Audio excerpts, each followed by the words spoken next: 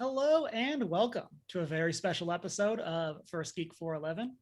I'm your host, Cameron Franklin. With me, as always, my best man, Chris Nicolay. Chris, how are you doing today? Hello, I am well. I'm good. I'm busy, but good. And then with us, special guest, the pirate himself, Stephen Miller. Steve, how are you doing today? Arg. That probably doesn't mean a lot without context. Hi, everybody. We'll talk about it. Yeah, we'll get there. We'll get there. And so this week we are talking our top 7 cards from Adventures in the Forgotten Realms, the D&D MTG crossover set. I'm already remembering more things, Steve. I forgot to prep you on ahead of time. We're just it's going to be fine. Yes. We'll do it live. We'll do it live. And so like I said, we're talking about our favorite cards. Listeners, as always, if you have a favorite card or just want to chat with us about Magic the Gathering or geeky things in general, you can do that at OneGeek411 on social medias. You can join our Discord server, shoot us an email at 1stgeek411@gmail.com.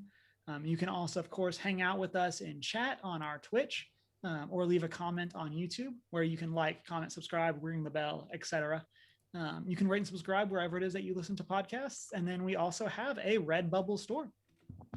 So with all that said, Steve, who are you? What are some things you're geeky about? How'd you get into Magic? All those kinds of things. Fair enough. Okay, so I'm Steve.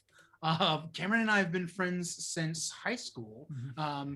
And what am I geeky about? I'm someone who I've always had a love for like medieval fantasy stuff. No matter what it was. When I was very little, it was, kids shows and King Arthur legends. But then the first game I ever got introduced to was my uncle bought me Warcraft 2, Tides of Darkness. Good game. Yeah, such a good game. I still maintain better than Warcraft 3. It's a very unpopular opinion. But that was my first game. And that was, I really caught the bug from that.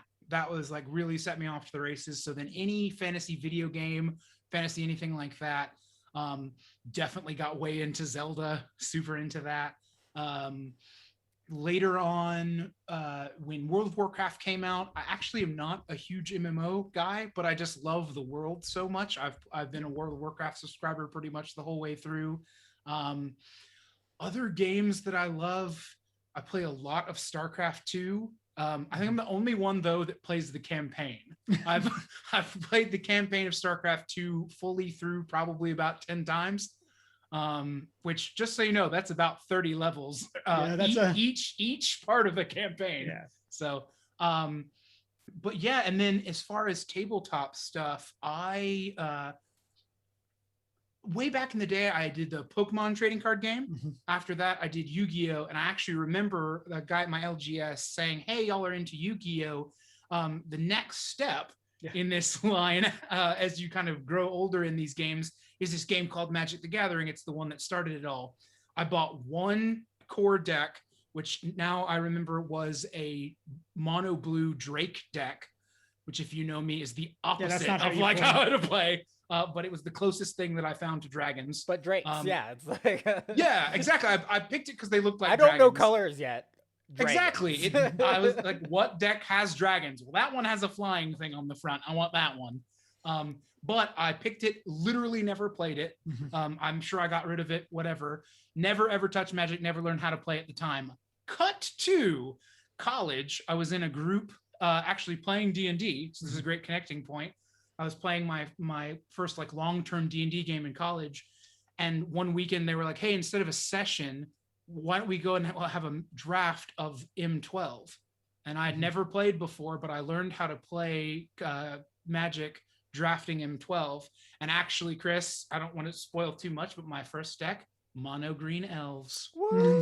Yeah. Oh yeah. Elvish Arts Druid. Oh, soft spot right so here. Good.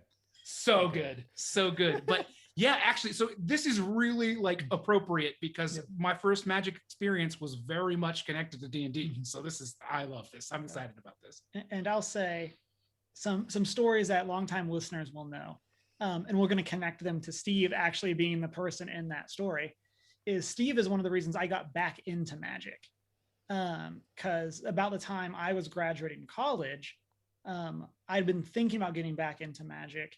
and you were back in playing, and that was Ravnica, Return to Ravnica block. And that was like playing with you is one of the things that got me back in. We did a lot of drafts together. That was like Modern Masters, the OG Modern Masters, that kind of stuff. Yeah. And then also one of my first experiences, and really my only experience playing D&D other than like the past couple years, was playing with Steve, playing some 3.5. And one of my like defining D&D memories is I love pumpkin pie, and we were playing over Thanksgiving break, and my mom had made me a pumpkin pie that I brought to your house. And I just sat there with like a fork and ate out the middle of the pumpkin pie as we played D&D. Yeah. It's really great because I'm a pretty regular D&D player these days, but I tried to play D&D like twice when I was younger and just could never really find the group, or at least a group that could meet consistently. That's always the hard part, for sure. Yeah. It is. I think everyone will tell you that's the death of the D&D game, is like scheduling and like consistency. And so I remember trying to play 2 times. One, I actually played with my friend and his dad and a few of his brothers, which was so goofy. It was just like doomed from the start. And then one of the games that you were talking about, where it was you and me, our friend Dylan, who I'm actually going to shout out later for a reason, and then our friend Alex. Mm-hmm. And yeah, I think that was actually 4th edition. Sorry, everybody. Okay. We did play 4th edition for a hot second. Yeah. Oh yeah, and you were mentioning before, I had forgotten this before we started, but we wouldn't, the people that we were dating at the time, I guess we didn't want to specifically say that we were playing D&D. And I think part of it was a joke. Yeah, sure. It was very much one of those where like we were all overtly nerdy, but like we would always like talk in code. And so we would talk about Pokemon and stuff like that in front of our significant others. And then we would play D&D. We would say, oh, we're just going to go out and hang out and do an adventure. Yep, we're going adventuring. That was our like, we're meeting up at Steve's to play D&D. But good stuff. Mm-hmm. So with that, this set, Adventures in the Forgotten Realms, you don't actually need to know anything about D&D to play. There's like, I'll say for me and Chris, I don't know how you are with it, but like I know of a lot of D&D characters, but I don't know them. And so there's a lot of just like, oh, this is a fun card.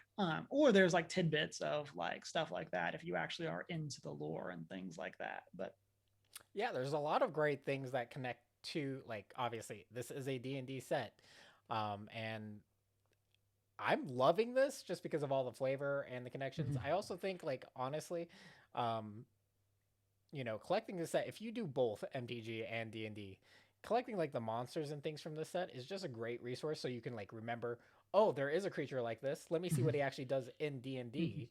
And you have like a good, just like, because just flipping through the book, because the monsters book is not always ideal, but And then I'll say Jarrett from the Infinity Rose was talking the other day about how, especially for like commons and uncommons, you can actually cut out the art and then use that as a standee in your D&D games for those monsters. As long as it's not, don't do it to the expensive ones, please. Right. I wouldn't do that to an expensive card, but like, I mean, I would do that with like, I don't know. I don't want to like say all the cards I'm thinking of are on my list that I don't want to spoil, but like, that's definitely something you can do as a fun crossover to have cool different art.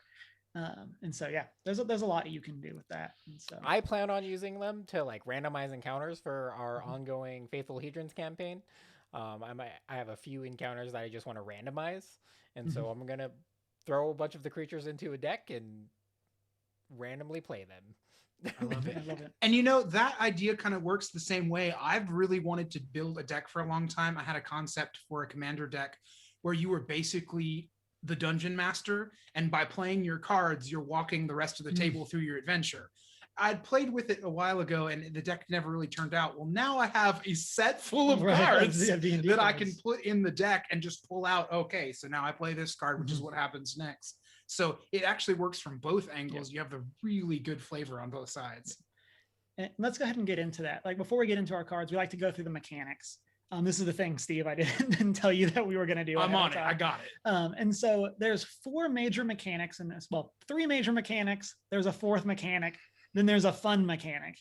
And so we'll go through that list. I'll start us off. The first is venture. And this is connected with dungeons. So people that like played during Strixhaven, this is kind of like learn lesson, where like there are the learn cards, then those get you the lesson. And so for venture, the card will say venture into the dungeon. There's 3 different dungeons that you can go through. And every time you venture, you go into a different room. And so typically the first couple rooms are pretty lax, like Game of Life, Scry 1. And then by the time you get to the end, or the end of the longest dungeon is draw 3 cards, you can play 1 for free. So like you can definitely get to some pretty intense effects when you start going through those. Another one, you make like a legendary 4/4 with Death Touch. There's a lot that can go on there. And I will say, as we say this too, we are not going to be talking about the cards from the Commander products. There is a very cool Esper Commander that's all about venturing in the dungeon from that. And so, but yeah, so that's our first mechanic. Chris, why don't you take our next one? One thing we should mention about venturing or the dungeons is that the dungeons aren't in your deck either. So that's a very good point. We want to make that a point. And so ultimately what's happening is the command zone now exists in standard, because that is where the dungeons which reside. It kind of did already for the companions. That was one of those that's like it exists in your sideboard kind of, but also the command zone. Yeah. Right. So it's like the zone is official throughout all of Magic thanks to this set for the most part. And so you pick the dungeon based on, so you can have them all available to you for play, which is kind of you can only go through 1 at a time. Right. And they're not technically cards. So this won't matter a ton for us, because I think most of us probably come into the set more from a commander lens.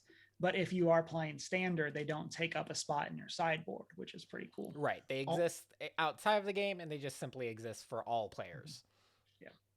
Something else that might be relevant is when you complete the dungeon, you can actually choose the same one when you venture again. Very good point. So completing a dungeon, like if I want to pick the Lost Mines of Phandelver every time, I can do that. I don't have to pick the other 2. Very right. And so the 3 dungeons we currently have are, as Steve mentioned, the Lost Mine of Phandelver, which is the starter campaign for D&D, which is super cool. Tomb of Annihilation and Dungeon of the Mad Mage. I'm excited to see what they do with this mechanic further on, but which one did you want me to take next? Let your heart decide. Listen to your heart. Just because I love this mechanic. I love dice rolling. Specifically, mostly D20s you're being asked to roll, but there are other ones that are asking you to roll like D12s, D8s, which is super cool. But that we are seeing this, like, so we've seen flip coins. People have used dice rolling as other things, but like seeing that kind of cool, like, hey, roll to see what your actual effect is, or how far you succeed. With some cards having an awesome nat 20 crit effect. I just want to roll dice. And like, I also just love the chaos aspect of this. It's like, I'm going to roll this D20 a few times and we'll see what happens. And something interesting about them is that they're very rarely a 50-50 split.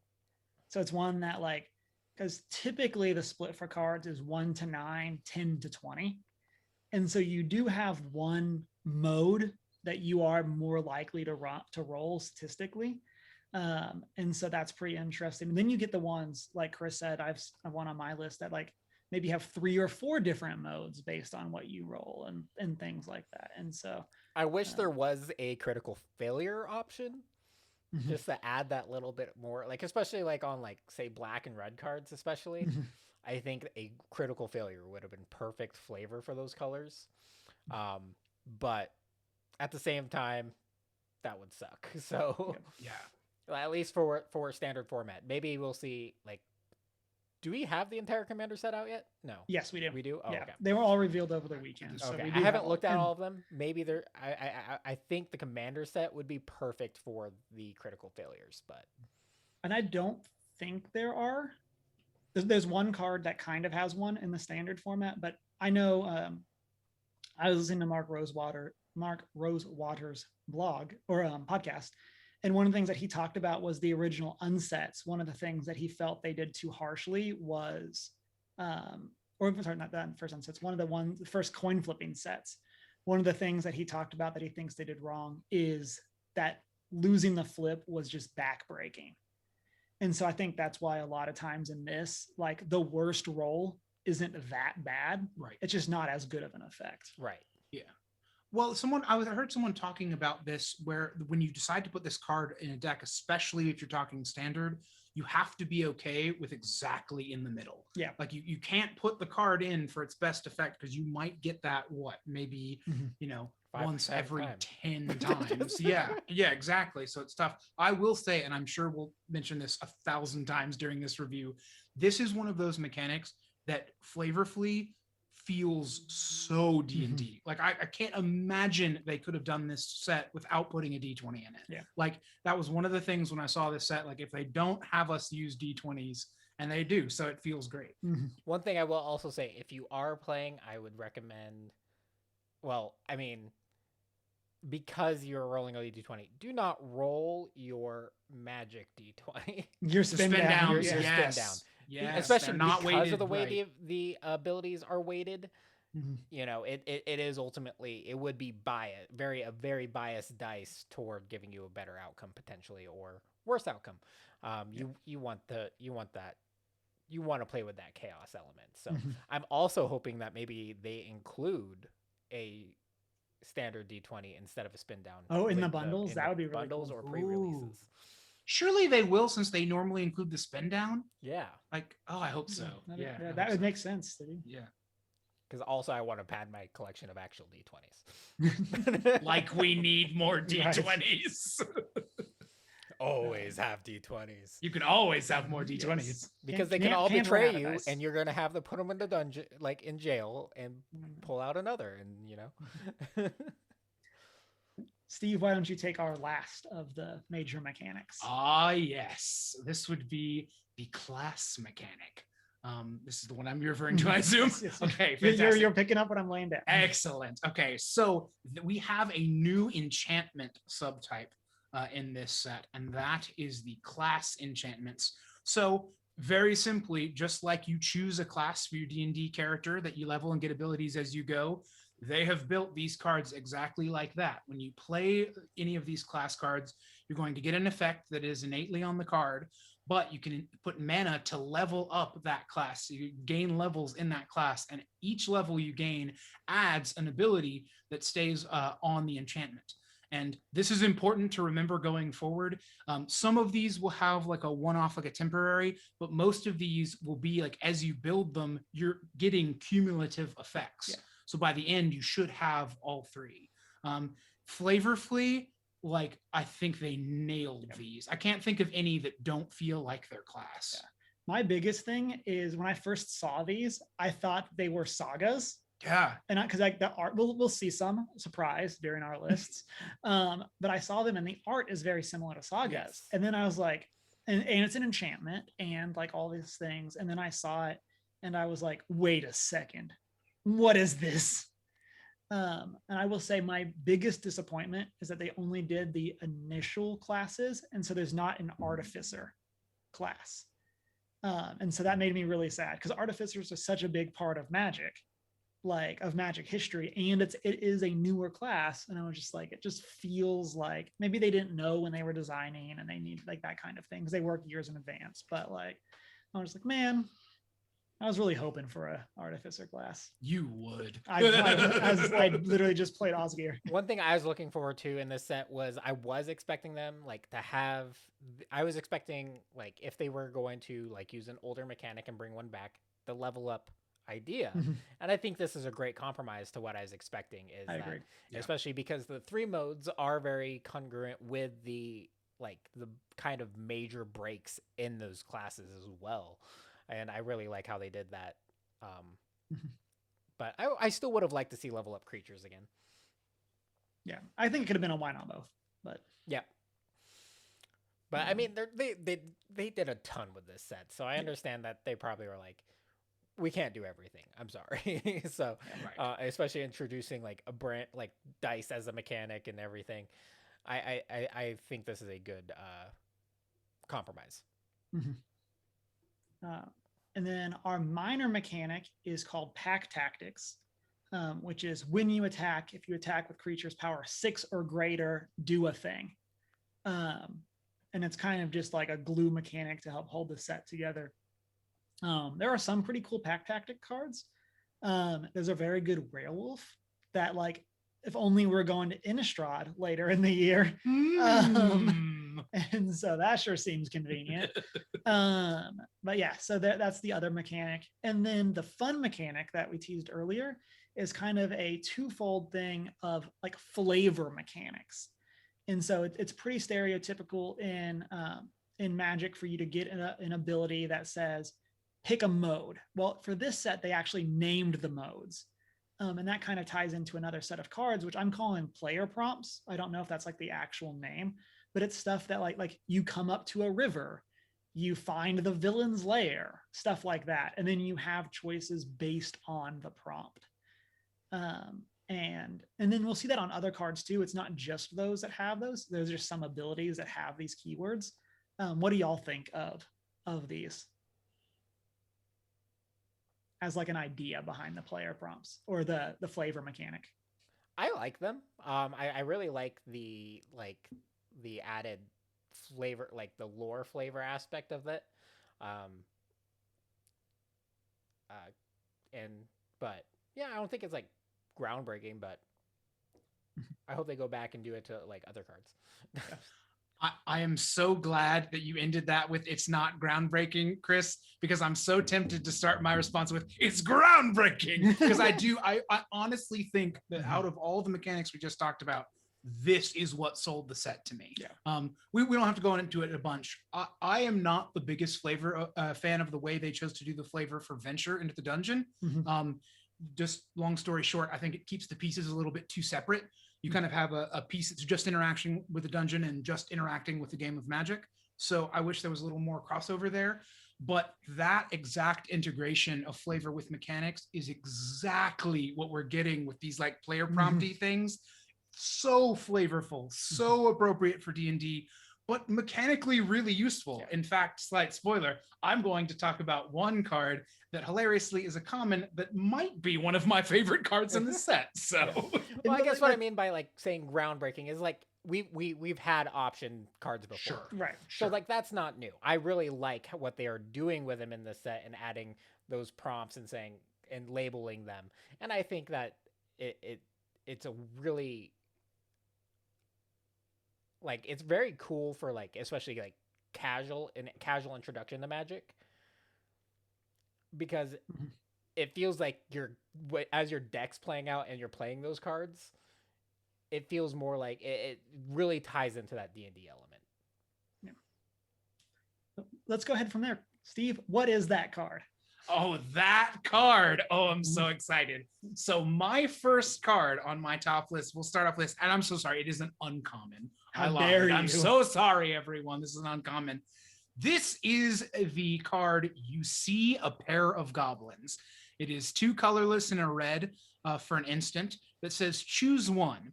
You can either charge them, creatures you control get +2/+0 until end of turn, or befriend them and create 2 1/1 red goblin creature tokens.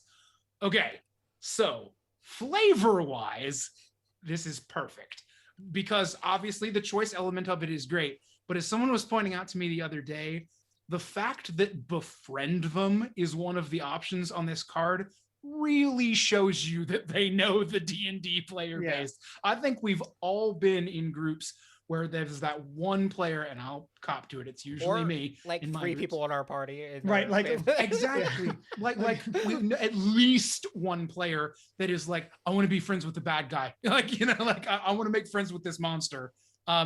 So that awareness and then nailing the flavor there is perfect. Mechanically, I don't know if any other Commander Tokens players are out there, but this is the answer to all of our prayers, because I don't want to play Krenko's Command or Raise the Alarm in my Rith the Awakener deck because they're really bad late game. But if I can have that effect that I can play for 1 more mana at instant speed, or late game becomes a Trumpet Blast, boom, boom.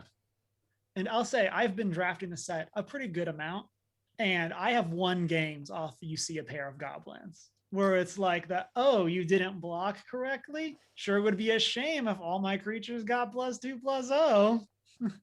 And this is going to be the kind of thing I think, especially in draft, we're going to see all the time where, oh, past the turn. Oh, yeah, that's a really good board state. At least it would be if you didn't see a pair of goblins set the card down on the table. So I love that. Mm-hmm. Chris, what's your first card? Let's just go for... I'm just going to go down my list. My first card is Long Rest. Again, flavorful. I am so happy they did this. But it is a X cost card. It's X cost and 3 green. Sorcery. Return X target cards with different mana values from your graveyard to your hand. If 8 or more cards were returned to your hand this way, your life total becomes equal to your starting life total. Exile Long Rest. So go ahead. Go ahead. This is your So I mean, it's just because like it can be like a kind of a game reset, like later game. It's also green recursion out of your graveyard, and yeah, so you just have to pay 11 kind of to get the starting life total reset. In Commander, that's a potential gain of 30 life here and there depending on where you're at. It can be like probably not gonna be like a major card in Standard. Actually, I don't know, but just as like to add to the growing list of green recursion, I think this is a great addition. And also, I think the effect really matches the name of the card. So I'll say I think playing this for X equals 11 is a trap, and I think the majority of the time you want your X to be 2 or 3, and you're going to benefit a lot more from just getting your things back. But that time where you X is 11 and you gain 30 life or whatever, okay. Yeah. Like, I completely agree. Well, like what makes this card so hard is X cards with different mana values. And I think that's the hardest part, especially in Standard. So you'll probably never do that in like the Standard construction. But Commander, because you do have to return a card to get the reset. Right. And your decks, like I would fathom the majority of our decks are not running a lot of 7 and 8 drops for even in Commander, enough to where you could reliably have one in the graveyard. And so like, I do think that the odds of it are slim, but when it happens. And I think in general, we were actually just talking about this before the stream. If you, in your green-based deck, are not playing something like this or Seasons Past, or for something more specific, Creeping Renaissance, you should. Because you should be playing it is, let me tell you, the amount of times that I have played, a value kind of a rune deck, or I have a Teneb the Harvester deck. You run out of cards in your hand, all of a sudden you Seasons Past finding 5 or 6 cards, and you've basically put the nail in the coffin. Yeah, right. And one thing that green struggles with is, it does often, you get good creatures out and it struggles with removal. Like, so having recursion options, especially in Commander, is wonderful. Like, you get to start rebuilding after a board wipe. Or even your targeted removal, you can start getting those creatures back out again and kind of maintain kind of a good board presence. Yeah. Speaking of maintaining a good board presence, segue. My next card, every list, I feel like this is my job, is to put this card on my list. And for this set, it's Guardian of Faith. But I feel like every list for the past like 4 sets, I have had the white card that protects your creatures. And for this set, it's Guardians of Faith. It's a flash vigilant 3/2 for 1 white that when it enters the battlefield, any number of other target creatures phase out. So like your opponents wipe the board, you play this, all your other creatures get protected. Oh no, you lost Guardians of Faith. Or even like you have bad blocks. Like you block, you phase out your creatures, all your creatures survive. Like um, as I've said for again the vast majority of the recent sets, Guardian, a Glorious Protector from Kaldheim was in the same slot of like the blinky cards that protect your stuff is really good. And it's one of those effects that I think people are not playing enough of and should be playing more if you're playing a white X creature deck. Now, is this an exciting card? Not really, but it's a good role player. And that's why it's first on my list. I wanted to get it out of the way. Again, I didn't have this on my list until like an hour before podcast. And I was like, I can't not say it. And I had to put it on. It was originally on my list. Because it is, for 3 mana especially, it's strong protection. And, you know, that's White's thing too. Like you know, we talk about White being like the worst color in Commander and stuff. But some of the best protection cards, actually all of the best protection cards come in White. And it's due to things like this that are just like, oh. Like being able to survive a board wipe is big. Yeah. Well, and the fact that we kind of touched on the fact that this can double dip a little, you can protect yourself, but then this also gets to work. I guess phasing doesn't work like that. I was going to say it works like Eerie Interlude, but it doesn't, does it? No. But that's kind of interesting because now you have this collection of cards that do this effect. So it was like Garden of Faith, Semester's End was the Strixhaven one, Glorious Protector from Kaldheim, where you have some of them that very much favor re-getting your into the battlefield effects. But then you have Guardians of Faith, where if you're a token deck, you can phase out your tokens and your tokens still exist. Whereas the other ones, you would actually lose the tokens. Or for me, playing Hamza, which is all about +1/+1 counters, I might not want to lose my +1/+1 counters and when they come back into play. And so having the option of, based on what type of deck you're playing, which type of this effect you want, like you can get some pretty cool options. Now, granted, I think probably if you're playing one of these, you're probably playing at least 2 of them, that kind of thing. But yeah, I just like these options. I like that you can have these. They're very much building out this suite of cards that get to this critical mass. Yeah. Well, so we were just talking about a card that, you know, maybe one of the things to help strengthen White, which we feel like is pretty clearly one of the worst colors in Commander, which is sad because it's my favorite color. And I wish they would make it better, which they are doing, including the card I'm going to talk about now. So this is Teleportation Circle. It is 3 colorless and a white for an enchantment that says, at the beginning of your instep, exile up to 1 target artifact or creature you control, then return that card to the battlefield under its owner's control. Hello, Conjurer's Closet. Yeah. For anyone who has not played Conjurer's Closet in a deck that likes ETB effects, why? Yeah. Why are you not playing it? It's fantastic. Conjurer's Closet very possibly might be one of my favorite cards. It's the card that's always like the last cut in my decks that really don't have enough ETB things, but I really want to jam it in there. So I see this in white, and this is exactly the kind of card where I'm like, you could have put this in a different color. This card could have been printed in blue. And thank goodness this card is in white, because this effect, we started seeing, I know there was a commander from Commander Legends, mono white commander, I believe it was partner Livio, but it dealt with exile. And this is something that they're going into white for, is focusing on this ability to exile and to interact with ETB and with stuff coming in and out of exile, which is an area I really think they should go in more for white. It's very strong. It's something that's very flavorful for them. And I just think putting an effect that is already proven like this, there's already proven to be so good like this in mono white, is exactly what we need to strengthen the color.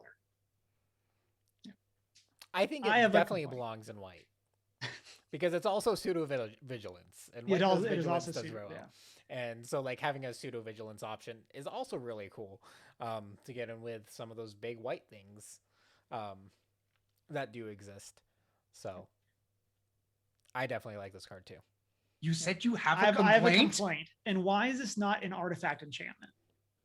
Like, it's a teleportation circle. It is a physical object that is also imbued with magic. I think it is made of magic. Like, I don't think it has like a physical component that's not made of magic. Right. Teleportation circles in D&D you can draw. So it right. I don't think there's like a physical the actual magical effect. Yes, you can runically draw it permanently into stone and have, but the actual casting of teleportation does not require that element. Okay. So in my head, the flavor for this was the location you go to get teleported somewhere far away versus just casting the spell that would teleport you. So I retract my point and strike it from the record. Got him, Steve. And so got him. One. Yeah.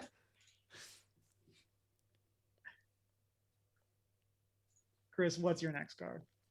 My next card. So we talked about them. I'll be the first to bring them up. But we talked about the class cards as kind of this new element.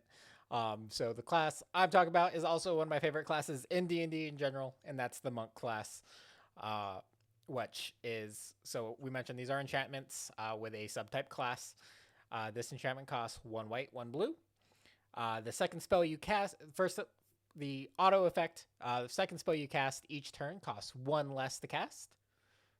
Nothing like those cost reducers. To get to level 2, you pay a white and a blue again. When this class becomes level 2, return up to 1 target non-land permanent to its owner's hand. Cool, but it's fine. It's also one of my least favorite ones because it's a one-time thing, which sucks. You want those static effects, but you still obviously get the cost reduction. But at level 3, which costs 1 a blue and 1 a white and a blue, at the beginning of your upkeep, exile the top card of your library. For as long as it remains exiled, you may cast this card from exile as long as you've cast another spell this turn. So something coming into, granted, white blue doesn't require it. You have blue for card draw, but I love those those pseudo card or those weird card advantage effects, such as this, especially since it doesn't go away, and the effect goes onto the card too. So even if you lose monk class, you still can cast those cards from exile if it's not dealt with right away. And also, I like that this level up option it's one of the cheaper level ups. Yeah, it's very cheap. Yeah, to get to that effect.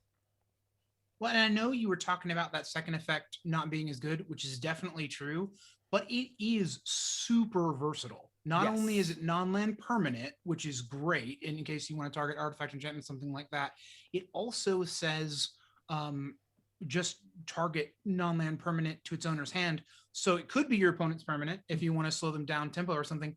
But if you're an ETB deck like I would be playing, you can return your own creature to your hand. So the versatility there, I really, really like. Yeah. I'm going to go ahead and tease this, that we each picked a class, and they are my 3 top classes. I will say of the ones that are in the set, these are my 3 favorites. And monk class, I think, is super cool for all the reasons Chris said.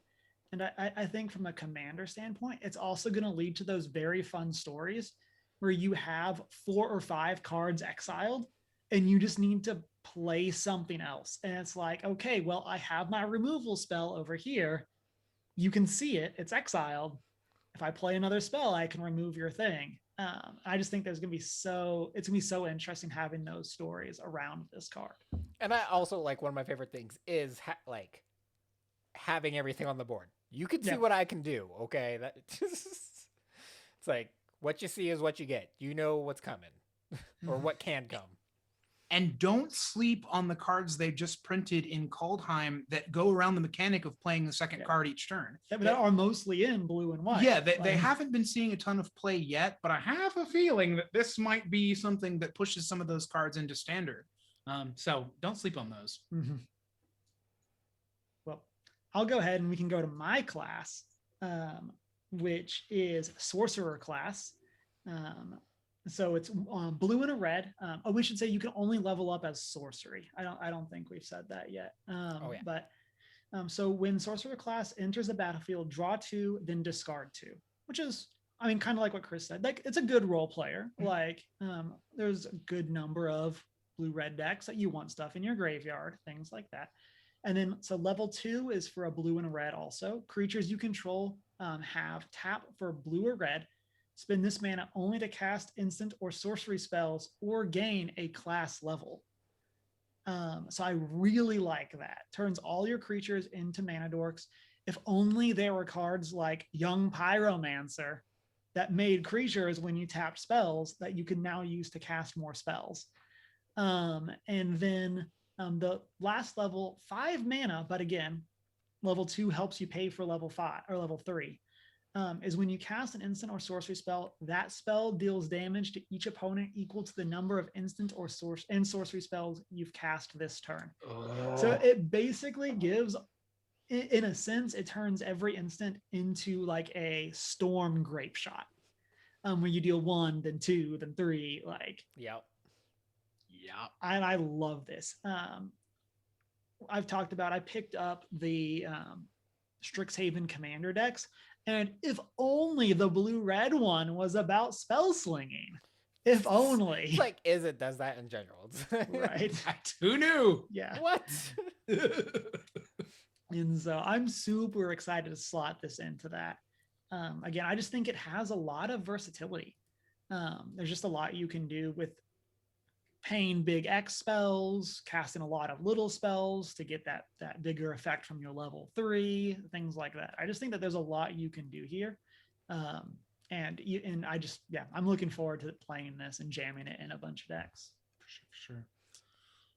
Well, I mean, it only makes sense if Chris and Cameron have talked about their 2 class cards, that mine has to be my class card. So this is the Bard class.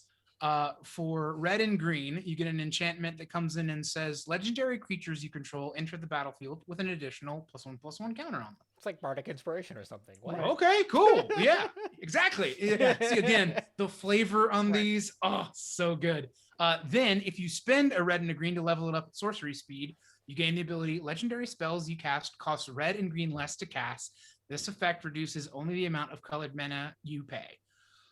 This ability, if you have a lot of legendary creatures, I mean, even take someone like, no one's talking about this card, right? Even if you take a card like this from this set, like Tognar, which is not very good, but if I can play Tognar for free, right? Yeah, if I can play Tognar for free, suddenly he becomes a lot better. Right. And I think that's going to have that effect with a lot of cards, legendary creatures from the last few sets. I'm not going to play this card normally, but if I get to play it for 2 less and it comes in with a 1/1 counter, yeah. And then, as if that weren't enough, if you pay 3 colorless, a red and a green, you get to level 3.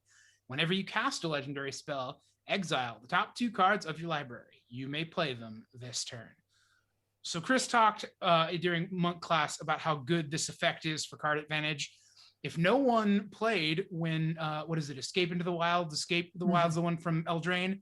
If no one played with that card, turns out it's good. Yes. So getting that extra effect, especially in these colors that sometimes in the aggro colors have trouble generating this value, this will keep you going. And now you've built it up so that you're drawing more cards, they cost less to play, and they're stronger when they come in. Like this, for this deck, this is everything you want. And like Chris mentioned, flavorfully for the class, the Bard is powering up all his legendary friends that he's singing songs about in the tavern. So good. Right. Also, you have 3 static abilities on this one. Yeah. Which turns out very good. So good. to have those three. Anytime it's like enchantment that as it levels up, you 3 static abilities just sitting on the field, just like what you gonna do?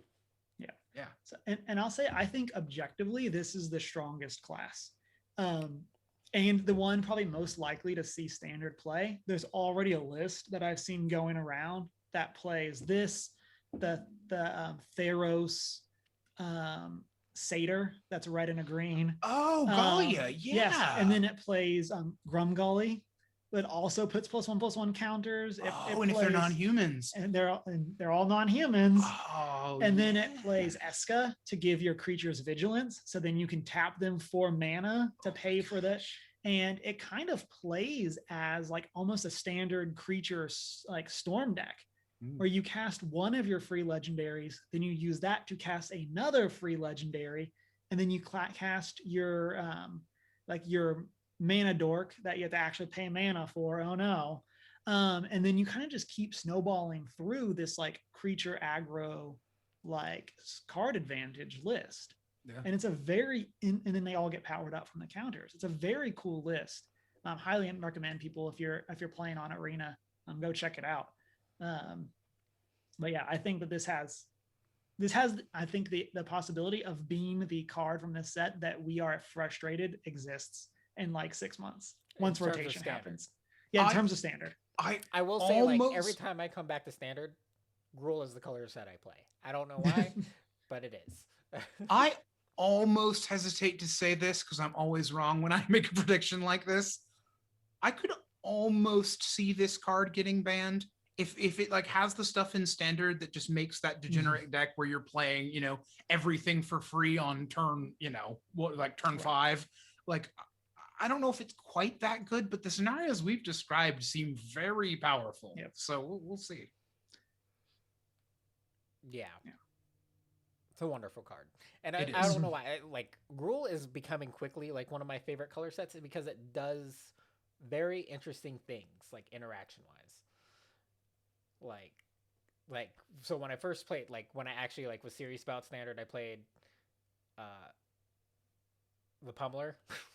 Oh, yeah. And the supporting colors were Gruul, and it did so well. And also, like, one of my favorite commander decks is Halar the Fire Fletcher, just because it's kicker tribal, and it does it just, like, you know, it has some of the best in terms of commander, like, the cool interactions that are just, like, on the battlefield that are doing things. For sure. Mm-hmm. So for my next card, I had to throw in one of the big bads. Asmodeus the Archfiend. He's a 4 and 2 black legendary creature, Devil God. He is a 6/6 creature, but he has a effect, Binding Contract. If you draw a card, exile the top card of your library face down instead. Has 2 abilities. One is pay 3 black, draw 7 cards, or in this case, exile 7 cards face down. Okay, it sounds bad. And then pay black, return all cards exiled with Asmodeus the Archfiend to their owner's hand, and you lose that much life. Mm-hmm.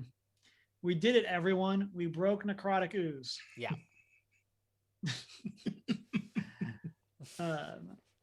So I'll say I played against this in draft, and your thought process is, oh, they're going to have to lose so much life. It'll be fine. And then they get like 9 cards off like a draw 7 and then like their 2 normal draws. And you're just like, I have 3 cards in hand and they're like discarding to hand size. It's like, just what am I doing? This card is good. It's on flavor. It's perfect for black, like mono black, just that advantage, pay my life, you know, and you know, it's 6 cost for a 6/6, nothing crazy there. But it can be, this is definitely a card that can be abused. Such as you pay the 3 black mana, then you sacrifice it in response to the trigger. Then you just draw 7 cards for 3 mana. What? Oh yeah, because then its ability is not. It's Oh not my on the stack any, like it's not So, there anymore. A 3 cost Why? draw 7 cards. Right. Oh, Like why? And even if you factor in the fact that it costs 6 mana, that's for 7 cards. or again, plot twist. You play this for 6. The next turn, you pay 6 mana to draw 7 and sacrifice it, and now you drew 14 cards Oh for my 6 mana. For 6 mana. What is the enchantment I'm thinking of that has an ability that's kind of similar to that second one? It's played in Commander a lot. Necropotence? Thank you, Necropotence. I knew I should think of it. Like that's immediately what I thought of when I saw this card. Was Necropotence, which I think we all know that's an okay card. Yep. Turns out it's a good card. Turns out. Say what? So I have a budget Marcel deck from one of the Wizard Commander product. And so my rule for that deck is every card has to be $1 or less when I buy the card or be in a Commander product. And I am crossing my fingers that this card is less than $1 so I can buy it and put it in that deck. Because again, it top copies the activated abilities, but not the triggered ability. And so it just becomes 3 mana, draw 7 cards for the rest of the game on my Commander. Isn't it funny that this is the card that's like, it's either never going to see play at all and will be 75 cents, or it's going to be those cards that we have to talk about banning because someone's found a way to draw 14 cards, off of it, like you said. Man, I'm so excited for this. Like, never mind that you're going to have like effects too. Like if you are planning on abusing that draw cards ability, you're probably going to have something where you're going to sack him to an effect to draw another card anyway. To draw cards. To draw cards. To sack him and gain life, or you know, it's fun. A black man, black cards. My next card. This is one of my 2 dice rolling cards on my list, and this is an artifact called Treasure Chest. That is a 3 mana artifact. It's a rare, and I'm very excited for this card. This is at the beginning, Chris said, one of the things that's interesting is that there's no critical failures. This is the one critical failure card. Yeah. There's no other critical failures in the set except for this one. And so if you roll a 1, you are trapped. We got that flavor mechanic, and you lose 3 life. I should say it's 4 mana, sacrifice this, roll a d20. I wish it became a mimic for critical failure. Like it became a mimic, so you have a little pseudo advantage, and then you also lose 3 life.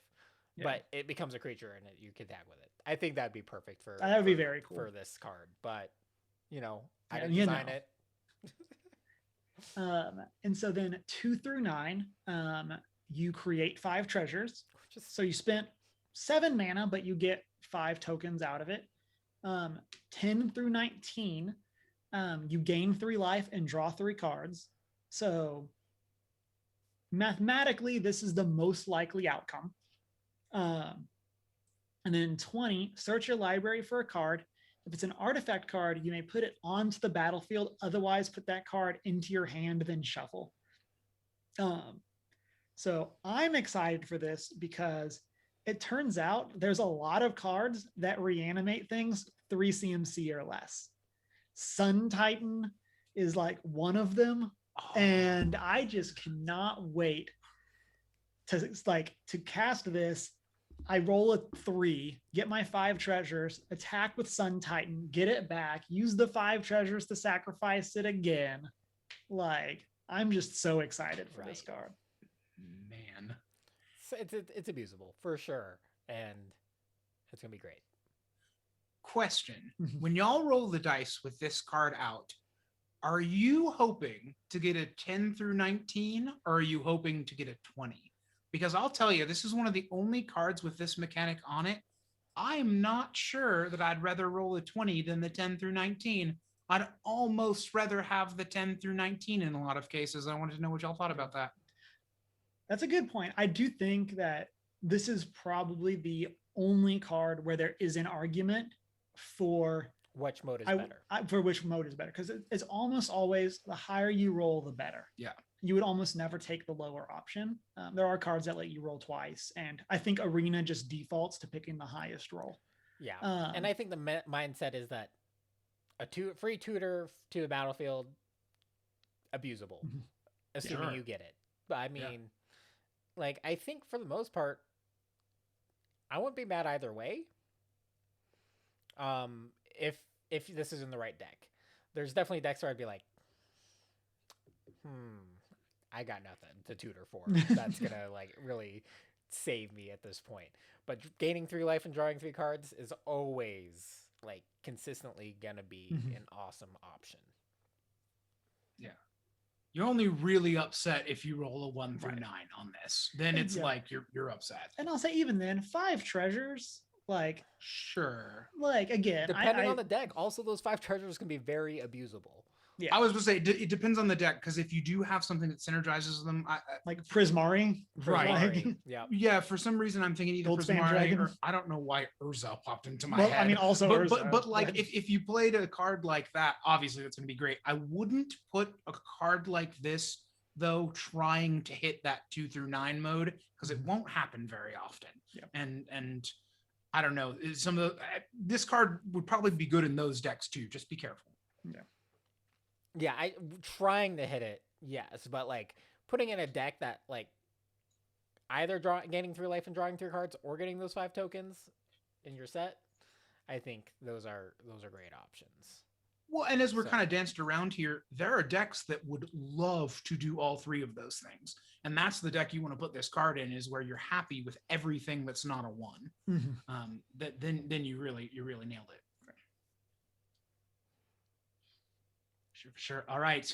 We weave back around to me. Oh, how the turntables. I know. The turns of the hands of time. Okay. So, I want to talk about a legendary creature. So y'all don't know me, my play style very much, but I am a Naya player through and through. Very, very solidly. My least favorite colors are blue and black. Don't at me. So ironically, the next card that I'm talking about is a Dimir legendary, and that is Xanathar, Guild Kingpin. This card is awesome. So for 4 colorless, blue and a black, you get a legendary creature, Beholder.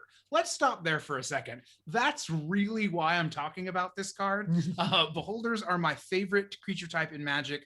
When they talked about this set, like I said at the top, there are a few things that I was like, okay, this set has to have this to be successful.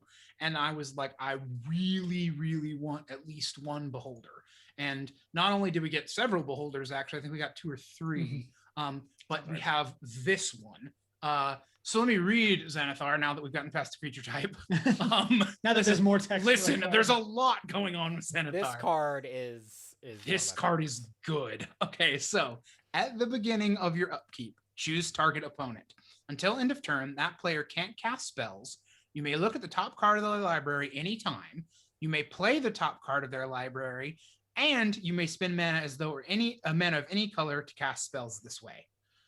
Wow, lots to unpack there. Okay, so first of all, flavor-wise, I love that the creature with the big eye is looking at the top of people's libraries. How perfect is that? Like, he's just peeping the top card of their library. I think that's fantastic. Specifically for those people who are familiar with D&D, Xanathar is a name you might recognize. I'd say it's one of the characters I recognize. Exactly, because Xanathar's you may have Guide to Everything. Yep. Exactly. Xanathar's Guide to Everything. You may have opened that book. And the flavor on here is fantastic, because what you're doing as you're looking at the top of opponent's library is you're collecting, like Xanathar is. You're hoarding all these things that you're finding off the top of the opponent's library. You see in the art, Xanathar has this weird like collection of stuff, and that's kind of where the Guide from Everything comes from. It's these things he's collected as this kind of seedy guild kingpin kind of crime boss.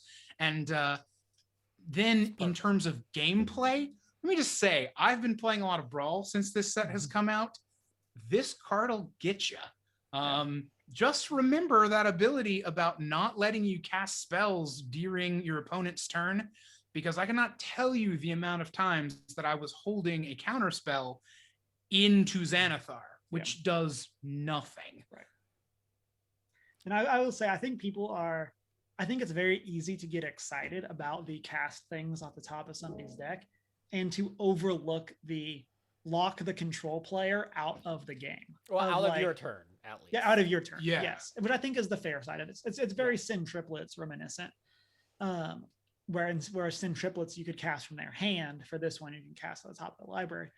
But like just that ability to like, okay, well, I need to even make sure I resolve some of my own things this turn that I have in my hand. So I'm going to pick the person that's playing blue who I think might have counter spells so that I can cast my spells too. Like there's a lot you can do there. And yeah, this card definitely belongs to Dimir. Just that let me play your stuff aspect. That's why I like Dimir. Unfortunately, it just happens to belong in the control colors. So like when I'm playing the colors, the way I want to play them, people target me because they think control player here. It's like, no, I just want to play your stuff. Just let me have your fun. Yeah, let me have some of your fun, ultimately. It's not even consistent enough where like I'm locking you out and just playing your stuff for you. It's like, well, we didn't know what was going to come up anyway, and it just happened to come up for me, so I'm going to play it for you. Yeah, for sure. And you were mentioning Sin Triplets a second ago. What I love about this, I've heard one or two people refer to this as the fixed Sin Triplets. I actually think that's really fair because I've only played against Sin Triplets once or twice. It's kind of a feel bad. Yeah. You know, like not being able to play with the stuff in your hand is kind of tough. It's like, that doesn't feel very good. Xanathar is great because while being iced on the opponent's turn is not great, the cards that they're playing aren't cards you had in your hand. Right. They're still your cards, but it doesn't feel like they're denying you any resources. They're just giving themselves extra resources, which I really, really like. It feels better for both. I think it's more fun for you who's doing it too. And I think it also opens up more ways to answer Xanathar. Like, because it's kind of like the idea of like, if someone mills you one and they happen to mill your bomb, like that sucks, but you didn't know you were drawing that. It could have just as easily been a land. And that's kind of how this feels, where like, it's more chaotic. I don't know what, it's like, it can kind of have that feel bad, but not nearly to the extent of having 0 cards in hand against a Sin Triplets player. So. Wonderful.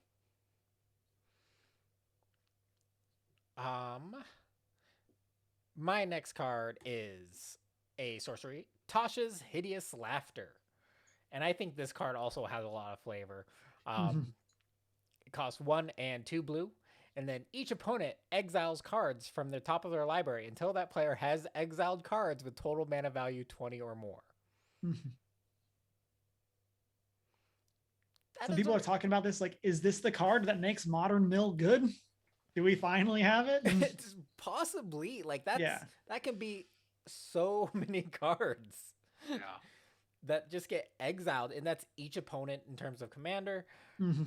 Granted, you know, the green big creature player is probably going to be like 3 cards in and be like, done. But, like, some of those cheap, like, low CMC decks, it's 20 cards. You can get rid of a lot of people's lands. And I think it goes right along with that spell in D&D, kind of just kind of that humorous. It's like, when am I going to get to this 20 cost effect? Because it's not a flat amount. It's just until this happens. Yeah. I can't wait to play this, then play Oblivion Sower and put all the lands into play that I exiled with this. Oh, you monster. That's what I want to do. That's like, sing me the song of my people. That's how I live my life. You know, this card is so funny because I was familiar with the spell from D&D, and I don't know if y'all did this, but I kind of played the game mentally of like, well, how would I design this card? Like in my head, what would this look like as a Magic card? This was nothing like what I pictured. I did not think they would do this effect, but as you pointed out, Chris, the flavor really works. It does ultimately end up working. Like, it's not does. What I pictured at all, but whoever's mind went this way, it makes sense when you really think about it. Yeah, I thought we were going to get like a common or uncommon like claustrophobia type Yeah, effect. that's kind of what I was. And I think a lot of people expected it. And while that would have fit too, in a way, like good on Wizards for not doing what everybody expected, you know, like I agree with you. I do think this works flavor wise.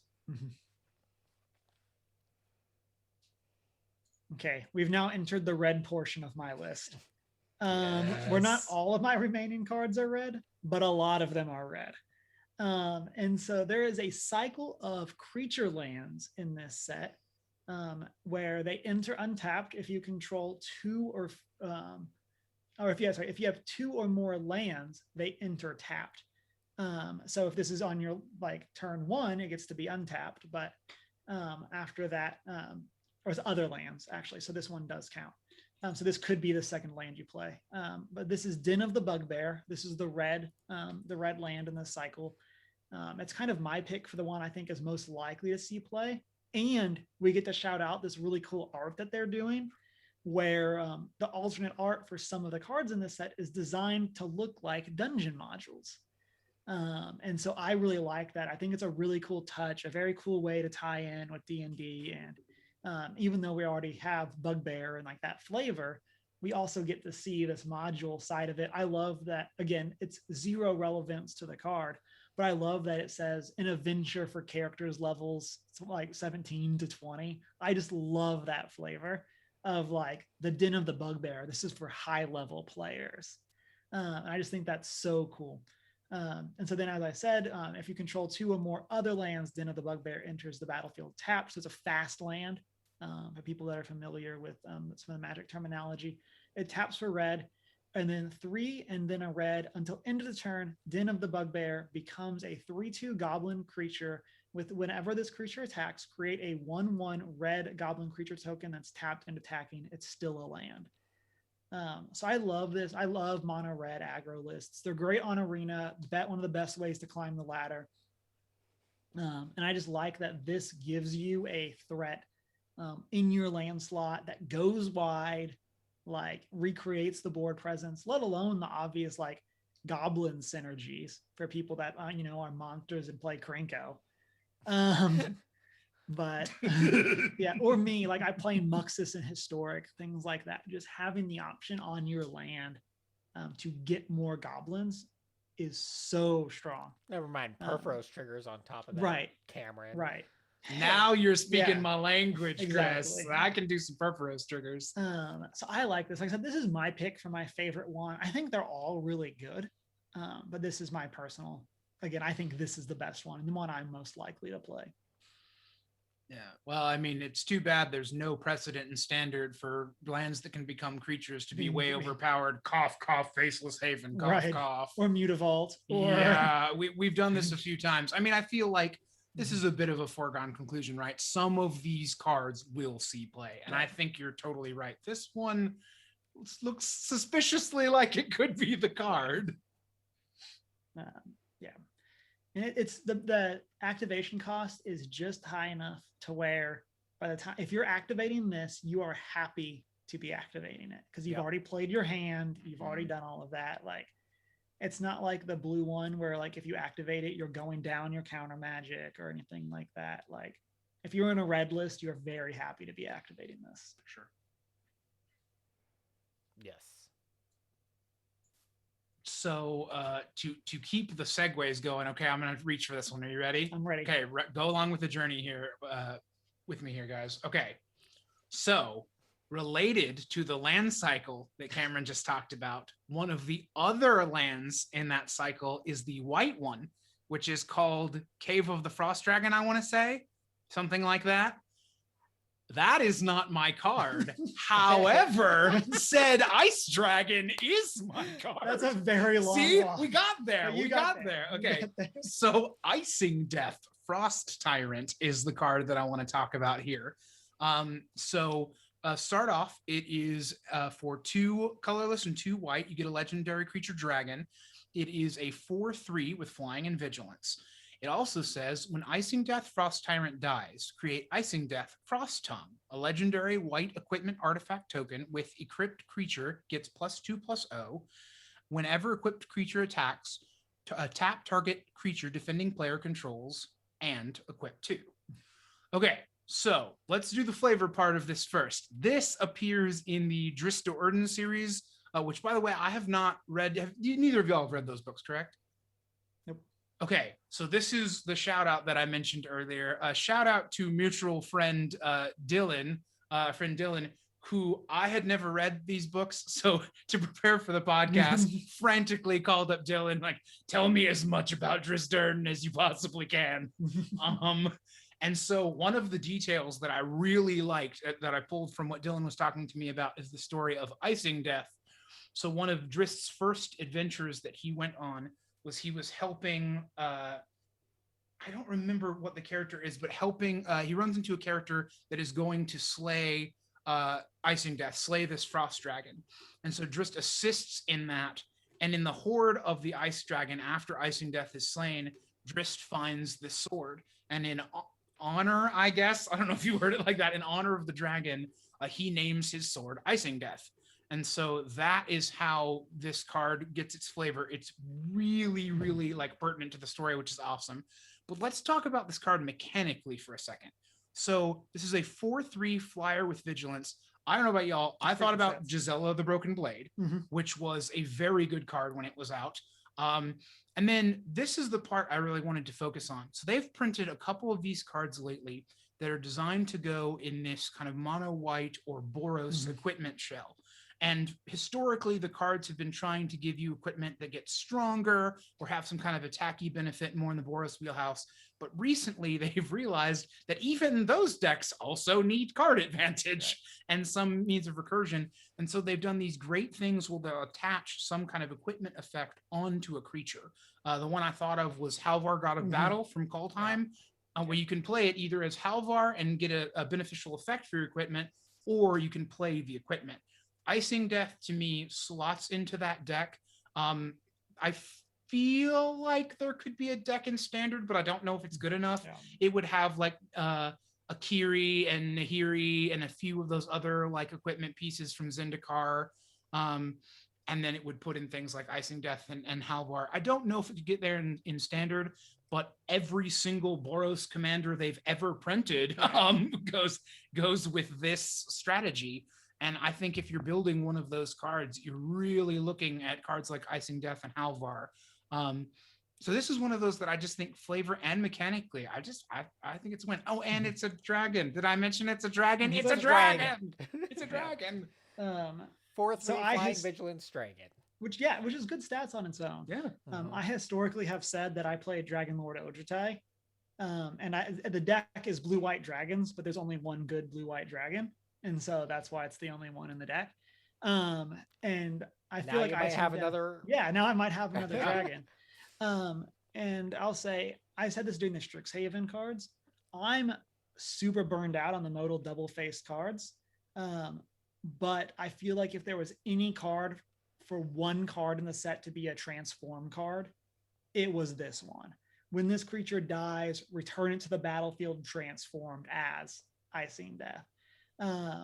I just love, again, I love the flavor of this. I love the idea of getting this sword. I didn't know it was not the actual tongue. That's kind of what I thought it was too. It was like a fang of the dragon, but no, it was just in his treasure hoard apparently. But yeah, I just like love that flavor of like, you defeated this thing, now you have this object, and of course in this you get to keep it, so like doesn't go to the enemy. But I just really like that flavor, and I think that this is such a cool design. By the way, some like really diehard Drizzt fan out there is going to really yell at me if I don't say this. Drizzt has 2 swords. One of them is Icing Death, and the other one is named Twinkle. And I'll go ahead and tell you, I have no idea why. I don't know why the other sword is called Twinkle, but those are his 2 swords. Yeah. You got to be very tough to have a sword named Twinkle. It's true. It's probably an allusion to how swords got their name in Tolkien's world in Middle Earth. So like Sting is probably like an allusion to it. Doesn't do much. It's not of known notoriety. It just it twinkles. Yeah, I would believe that. I love that you said that. It's almost like the Boy Named Sue effect. Yes. Like your sword has a really like silly name, so you got to be really tough to carry it around. I like it.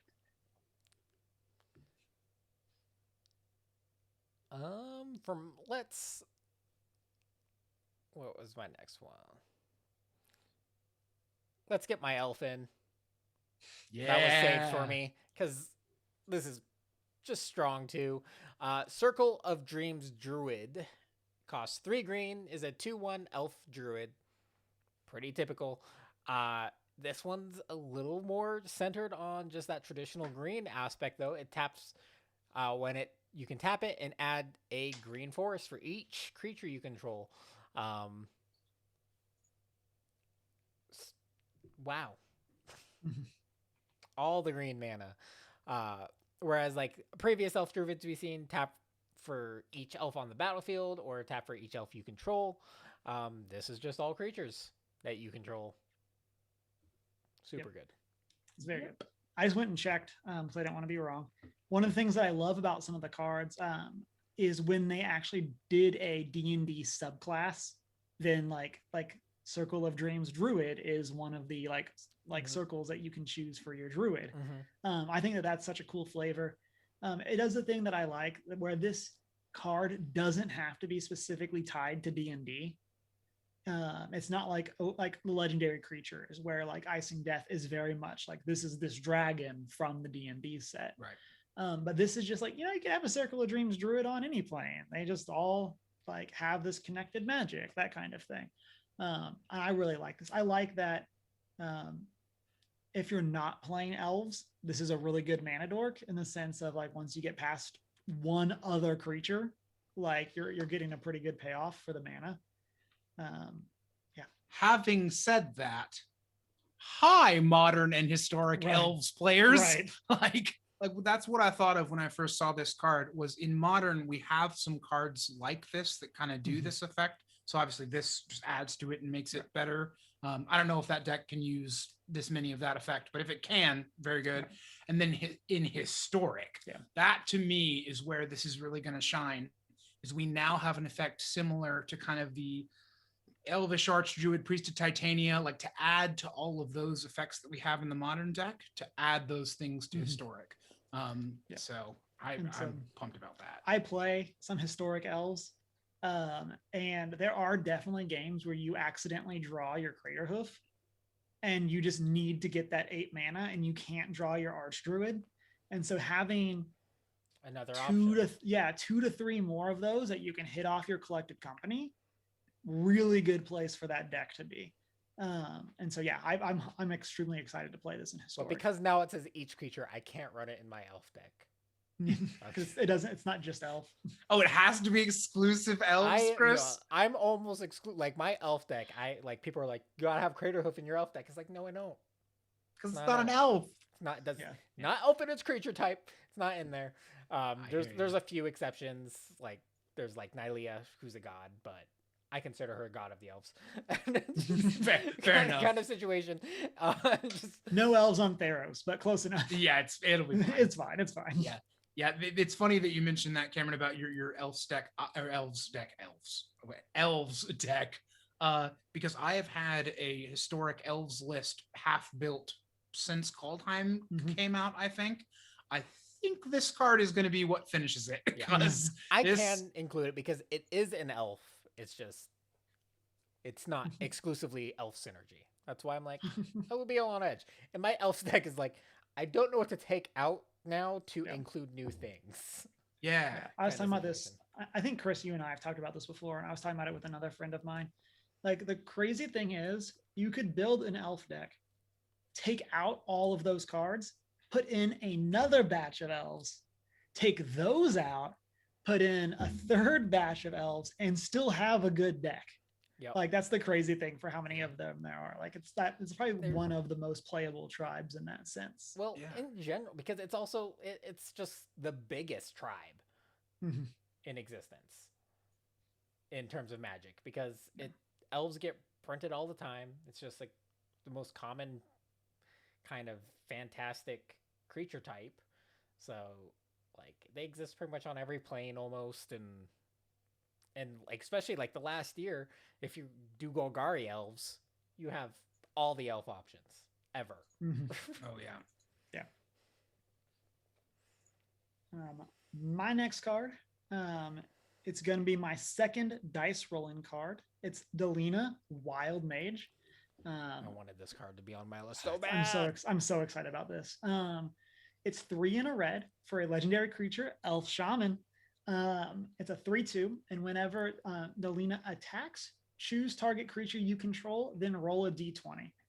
And then for 1 through 14, so obviously the most likely outcome, is to create a tapped and attacking token that's a copy of that creature, except it's not legendary and has exile this creature at end of turn. And then if you roll a 15 through 20, create one of those tokens, then you may roll again. They already had to errata this because you could get into a lock with card as written, where you would be stuck infinitely rolling. Extremely unlikely, but possible. And so they already had to errata it. But I really like this card. I have managed to draft this, and I've gotten very lucky with the rolls twice, where I've created like 3 or 4 tokens.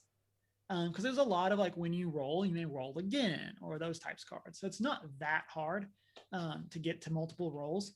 And you can definitely like get to the point where you're creating 3 or 4 tokens off this. I mean, even then, 25% chance to roll again is pretty good. Yeah. As far as the effects go of like, obviously rolling, it's not just create 2 of those, it's you get to keep going. Like, as far as that goes, it's probably one of the more powerful, like not 10 to 20s, if that makes sense. And I love that if you create a copy of a legendary creature, it's not legendary. Like, yep. Oh yeah, it's fantastic. I love what you said there. I feel like this is probably the card most where obviously I'm trying to roll the top one, but if I roll 1 through 14, I'm pretty happy. Like that does what I want to be doing. I will say though, I was looking at this card, and this almost made my list, by the way. I don't know if I said I love this card as well. This is very much my style. I will say though, to play this 4-cost creature and get a 3/2 that doesn't have haste, this kind of screams to me the card that I'm going to spend all of standard trying to make work, and I just never can quite break it. I think this is going to be this card of this set for me. You get stomped by Bone Crusher Giant, and then they trade their part of their 3-drop for your 4-drop. I will say that I probably don't play this card until after rotation, because this card does not like stomp at all. I'm definitely considering this for a commander. Just because I love I love the dice rolling. And I just think the chaotic aspect of just doing like that being what your deck's built around just seems like a lot of fun. I agree. This kind of like we were talking about with white, I love the interesting ways they're going with red, where it pushes them. It's not like where they've done with white sometimes where it's like, oh, let's find a way to give white card draw. I actually don't think that's the best solution. I feel like pushing white in a direction where, something it can do no other color can do. I like this with red, where it's like, well, what is the color that's going to make a bunch of copies of itself that you have to sacrifice at the end of turn? And this random chance aspect, it feels so red, and it's a very powerful effect to make red better. I will not be playing this as a commander because, I do already have mono red Perforos, but I mean, I have Ilharg, which I love. But I have a number of red decks. And one of the things I've talked about is I'm considering taking my Marchesa deck to be all legendary creatures. That's one of I don't know when or if I'm going to actually do that, but I'm considering doing that. And so Delina just has a perfect fit in that deck where it becomes all legendaries, but you still get to make the tokens and stuff like that. Like there's just so many options there. And she definitely goes in my 5-color legendary women deck. Yes. So Chris, now you've gotten my brain spinning here. What about this with Ilharg? Because making copies of Ilharg seems really good. Not really, because it is an attack trigger on Ilharg. Yes. Oh, it comes in attacking. it's Oh, tapped in I attacking. hate that. Yeah, it's that weird thing where it's like, Mm. because it's not declared an attacker, you don't get the trigger. Almost And then got like, there. it just confuses like 90% of players the first time you get blown out by It's it. unfortunate, Kind of but It's a it'd bummer. be so good otherwise. Like if it was just is attacking or whatever, then it'd be perfect. But yeah. I'd consider man. putting her in Ilharg though. Like if you to get her out, she's one of the few that you actually want to cast, and then Yeah. you know You just have enough other token creatures that like enough other creatures that you can make a token of. Yep. Well, and I will say, even without getting its ability, just getting an extra 6/6 isn't bad. Yeah. Like I'll take an extra 6/6. Yeah. I mean, Ilharg being a 6/6, or like you can use her to what is the wording on Ilharg right now? I'm just trying to remember. I say I don't think you can Ilharg first, because I think you have to declare your target for Delina when the ability gets put on the stack. So then Ilharg wouldn't have resolved. Not a judge, but I think that's how it would work. So you couldn't like put something in and make a token copy of it in the same turn. But right, because technically, yeah, it would be after they're declared. Yeah. Right. And then so obviously, so right after they're no, because the abilities are on, so Ilharg's has not resolved. Yeah. So you'd have to declare your target first. You could have this resolve after Ilharg's, but it does work when you have multiple combats, which Ilharg also does a lot. Turns out also loves those. Yes. Yeah. So that's a big plus. Mm-hmm. All right. So going into my next card here. All right. So with this card, I'll be honest, I don't know if it's the best card that I picked necessarily. Like, it might get there in standard, it might not. But just the art and flavor of this card made me so happy when I saw it. I had to put this on the list. This is Froghemoth. So this is 3 colorless and green for creature frog horror. It's a 4/4 with trample and haste. Not horrible stats, but there's more. But wait. But wait, there's more. So it says whenever Froghemoth deals combat damage to a player, exile up to that many target cards from their graveyard. Put a 1/1 counter on Froghemoth for each creature card exiled this way. You gain 1 life for each non-creature card exiled this way. So some of you may know of a card called Scavenging Ooze, which sees some amount of play. And this card, I will say, and I think this is pretty safe to say, is not Scavenging Ooze. I think its high cost makes it not as good. And the fact that it comes in as a 4/4 and needs to connect combat damage to trigger, I think is going to be harder than you think.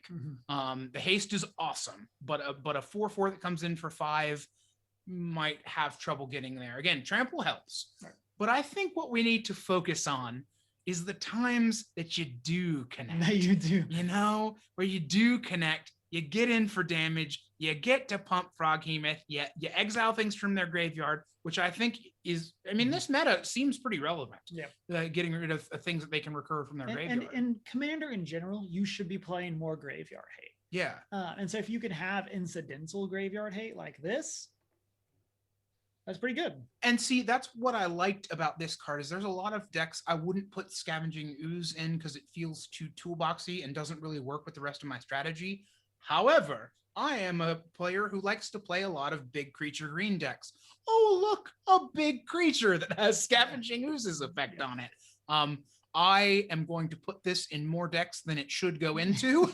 I'm not saying this is the best card, but I will try to play this in every green deck I make. I do not blame you. Yeah. But you sound like me. Like it's go like ahead, Chris. I love this card. It's probably not, it doesn't synergize with probably like half the decks I run green in, but it's going in there because I want the effect. I just want to try it. Yeah. Like, the it's only thing going in I'll call out Atraxa. here, because I have died because of this, is that you only gain life for non-creature cards. So in that way, it isn't like Scavenging Ooze, where you get the Right. counters for creatures, the life for non-creatures. I think that's better. honestly, I think Scavenging Ooze should probably work that same way too in hindsight, because it should give you more of a choice. Yeah. But I will say I attacked, and because I knew my opponent had 3 creatures in their graveyard, and gaining that 3 life would have stabilized me. And I should have not attacked, because then I was down blockers and they killed me. Whoops. So reading the card explains the card. What? I was very confused as to why I didn't gain 3 life, and I lost that game. So Oops. just be aware. Learn from my mistake. Yeah. But For sure. And definitely in my a fun opinion, this definitely wins art of the set. I just Yeah. think this guy is the goofiest looking. I love him. Can I also just say now I want to throw a frog hemoth at the campaign? Yeah. How? I I don't know accept. yet, but Yeah. it's definitely going in my random encounter deck. That's a good point. Have any of us played a D&D game where a Froghemoth has been? I don't think I have. Apparently, Yeah. I played a campaign where they appear later, but we didn't cross into one. So, yeah, I've never encountered. I've Froghemoth. never encountered one. I think it's definitely an obscure. Like I want to look at the character sheet, like the stats of actual Froghemoth, but Cameron We'll do it might be tomorrow. way Yeah, ahead of you Cameron, on stop that. it. right now. you're not allowed. You can't metagame the Froghemoth. I just want to see what its challenge is 10. It's a challenge rating 10. Yeah. So this is that's more of what I wanted to look at. That's a Is that's yeah. a big I was bar. curious to when this would be showing up, and Anytime because it's a random encounter deck. touche. This is what TPK's does. Is the Froghemoth It's like shows up. we drew it, guys. We drew it. It's not my fault. I'm just the DM. Yeah, don't blame me. I love that. I mean, a party of your size could handle one, I think.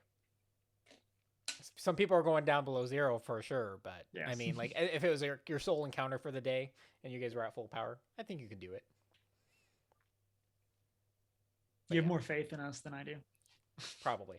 I believe in you. Yeah. But I can always fudge rolls too. Like, Yeah. Well, Steve, I don't know if you listen to Faithful Hedrons, but considering we had an encounter where literally only one of us could hit the bad guys, and it was the first combat encounter we had.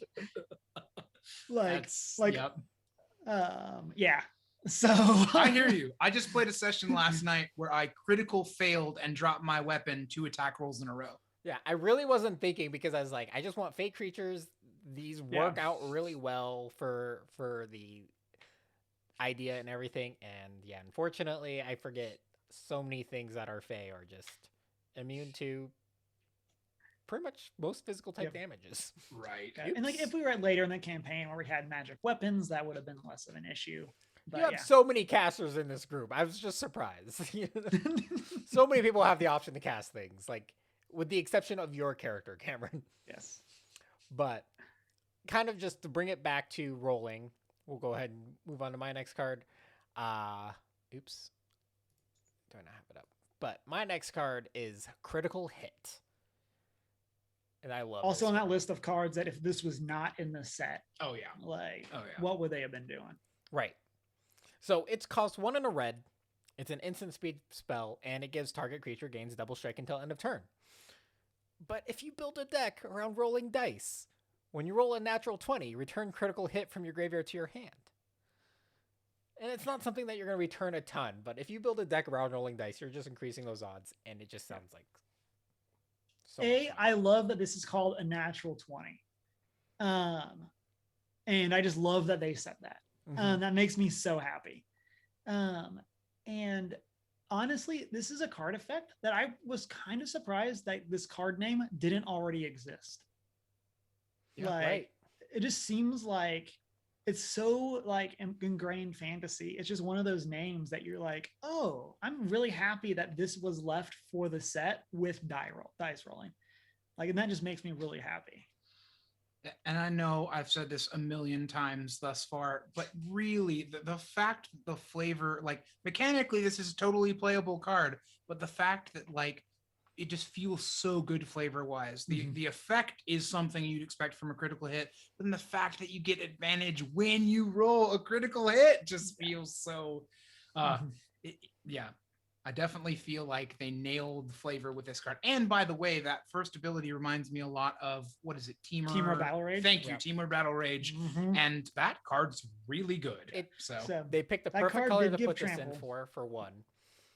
Yeah, that's true. Just That, double strike. Team Up, yeah. Part of what made Team Up Battle Rage really good is that it was trample and double strike. But still, like you cast this on your unblocked creature, like you're doing good. But let's just say you have Delina Wild Mage out. Mhm. I'm already like where you're going. I'm listening. You have, Yeah. And Whatever you happen else to is roll a on- 20. yeah, whatever else is on this board, I am You're in. giving her double strike. She's gonna get in for swing for 6. You're gonna copy something. If you get that double 20, you're rolling again, so you're gonna get it back. You're gonna give the creature you just made the double strike.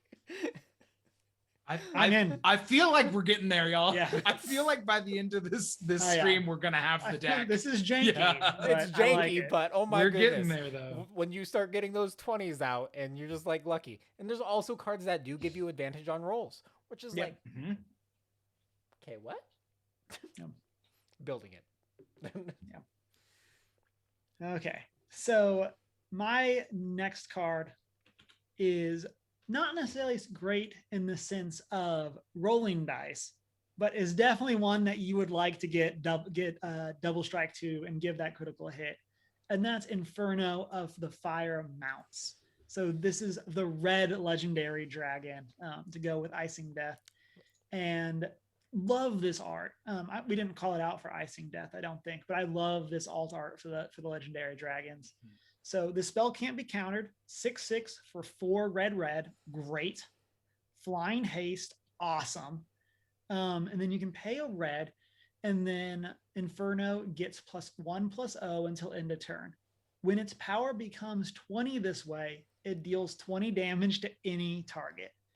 So if you're paying 14 red for this, you are a hardworking individual, and I'm proud of you.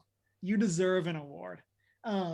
Obviously, this is awesome with any piece of enchantment that boosts power.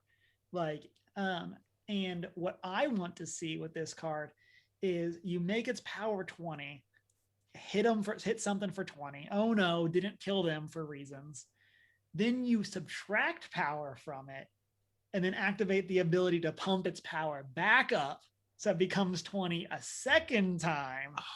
Yeah. And now we're in the jank tank, and let's give this critical hit so it has double strike. Like, Yeah, because all the ability specifies is it's not you have to pay exclusively this to get a power. Like you want to pump him up to 20, like to 19, and then activate the ability. Exactly. Yeah. Yeah, I mean, I absolutely love this card. It's funny when we were putting our list together, one of my first things that I had down was Mythic Cycle of Dragons, which I thought you probably wouldn't accept as my choice. Hey, there's no rules. Well, that's fair. I have heard that this is true. So basically everyone, I'm not as big a fan of the mono blue dragon, but all other 4 are like really good at what they do. And this one, like, how good do you feel if you're dealing 20 damage to someone? Like, it's just, and even without that effect, like you said, 6/6 flying haste can't be countered. Yes. Right. Like, yes. That's what that can't be countered is just also so big. So important. Yeah. And I will say, I think in general, the 20 damage thing is going to be mostly flavor text. Yeah. Like, I think the majority of the games where Inferno is seeing play, it's not going to be getting that ability. But like, if you just look at the card as can't be countered flying haste fire breathing, that's a pretty good card. I'd play that card. Like, especially as an anti-control card, like that's a pretty good card. For sure. And so, yeah, I think that this is a great one. Yeah. You guys picked the 2 dragons that were on my list, or like that were, is going to be one or the other. And you're just like, oh, they're already covering them. The other ones are good too. Like the green one is probably my 3rd favorite, and then black, then blue. But yeah, Inferno was right up there. Oh my goodness. Just fire breathing, just in general, just basic fire breathing. And then a big plus if you can pour a ton of mana into it or have other shenanigans to get them back up there. Yeah. Can we also just take a second? this Mythic Dragon cycle, the names, just like, I mean, Icing Death is a name from the story and is what it is, but Ebon Death, Draco Lich, Old Gnawbone, like it's I love so Old Gnawbone. That's oh, such what a name. great name. And What they're a like so wonderful name. flavorful. And yeah, I feel like this is a really great example of those kind of cards where flavorfully, obviously they do everything they need to, but like all of these cards, with the exception of one or two, will see standard play. Yep. And I will say Old Gnawbone, the green one, is the least legendary sounding name. It's true. And like there was one where like people get mad at Questing Beast because it's not the Questing Beast. Right. I feel like Gnawbone has that same thing. It's not the Old Gnawbone. It's just a Old Gnawbone. Yeah, but it would be different than saying like, oh, there's a Steve over on that hill, as opposed to saying, oh, that's old Steve on that hill. So that the old is what identifies exactly. this as the legendary it is one. the in the sentence. He is Gnawbone. Yes. I got it. Gnawbone. Old's just the modifier. Yes, I will not retract that point, but I do see what you're saying. Yeah. No, let it We stand. understand the decision. Yes. Definitely. I could not have asked for a better segue for this one. So we've just finished talking about all these sweet legendary dragons they've printed. If only they printed a 5-color legendary dragon that has an ability that synergizes with all the dragons they just printed. Whoa, what a coincidence. What a coincidence. Tiamat. So for 2 colorless, white, blue, black, red, green, Wooburg, you get a 7/7 legendary creature, dragon god, flying, and when Tiamat enters the battlefield, if you cast it, search your library for up to 5 dragon cards not named Tiamat that each have different names, reveal them, put them into your hand, and then shuffle. Okay, let me get the thing out of the way that's least exciting first. I actually think flavor-wise, this is not the strongest thing they could have done with Tiamat. Tiamat is a pretty big, important character in D&D, and there's a lot of cool flavor and lore, especially with regards to Tiamat's abilities and some of that. None of that shows up except the fact that she also spawned these dragons that were her children. And that's the flavor here. Yeah. So I am a little bit bummed with the flavor. But now let's put that aside because in addition to being a flavor head, I am also a person who owns a dragon EDH deck, currently playing the Ur Dragon. And when I saw this card, I did the dance of joy. It is exactly what that deck wants. It is made cheaper by the Ur Dragon. By the way, Morophon really likes Tiamat. Yeah. So if you're running Morophon in your dragon deck, Tiamat is a good include. But I'll also tell you from playing some Brawl this week, once the set has been released, this is a card you're going to see in Brawl. Yeah. Because if you can get up to 7 mana and stick a Tiamat, suddenly you're in big trouble. Right. Because I can guarantee you one of the cards that you're looking at is going to be Inferno of the Star Mounts. Mm-hmm. Every time I've seen someone play that, they get Inferno Star Mounts, Old Gnawbone, Goldspan Dragon, like all the big ones that are standard legal right now. And I just am trying to think of a format where you would want to play dragons where you wouldn't play Tiamat. Like this is just, it's almost boring because it's so good, you know? Yeah. Draw 5 good cards, it turns out. Relevant spells. Like you do. Tutor 5 good cards. Yeah, tutor. Yeah. It very much reminds me of Niv Mizzet Reborn in that sense, where like there are some times where you'd play against a Niv player and they would hit 3 cards out of their 10 and you're thinking, oh, that's not that many, but they are 3 removal spells or 3 counter spells. And you're just like, okay, well, I just know I can't win. And Tiamat kind of has that same feel where it's like they get Inferno. It's like, well, I'm getting hit for 13 in the air next turn. Am I just dead?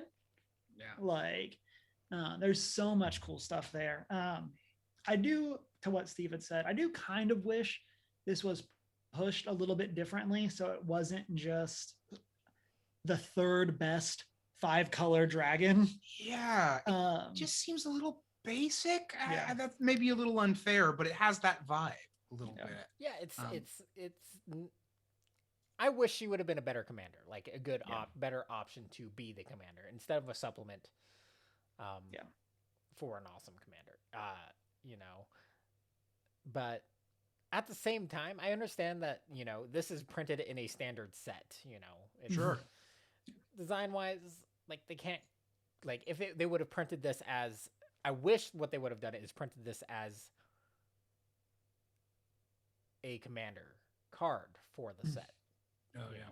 As a supplement. But at the same time, 5-color decks are hard to build, like design too.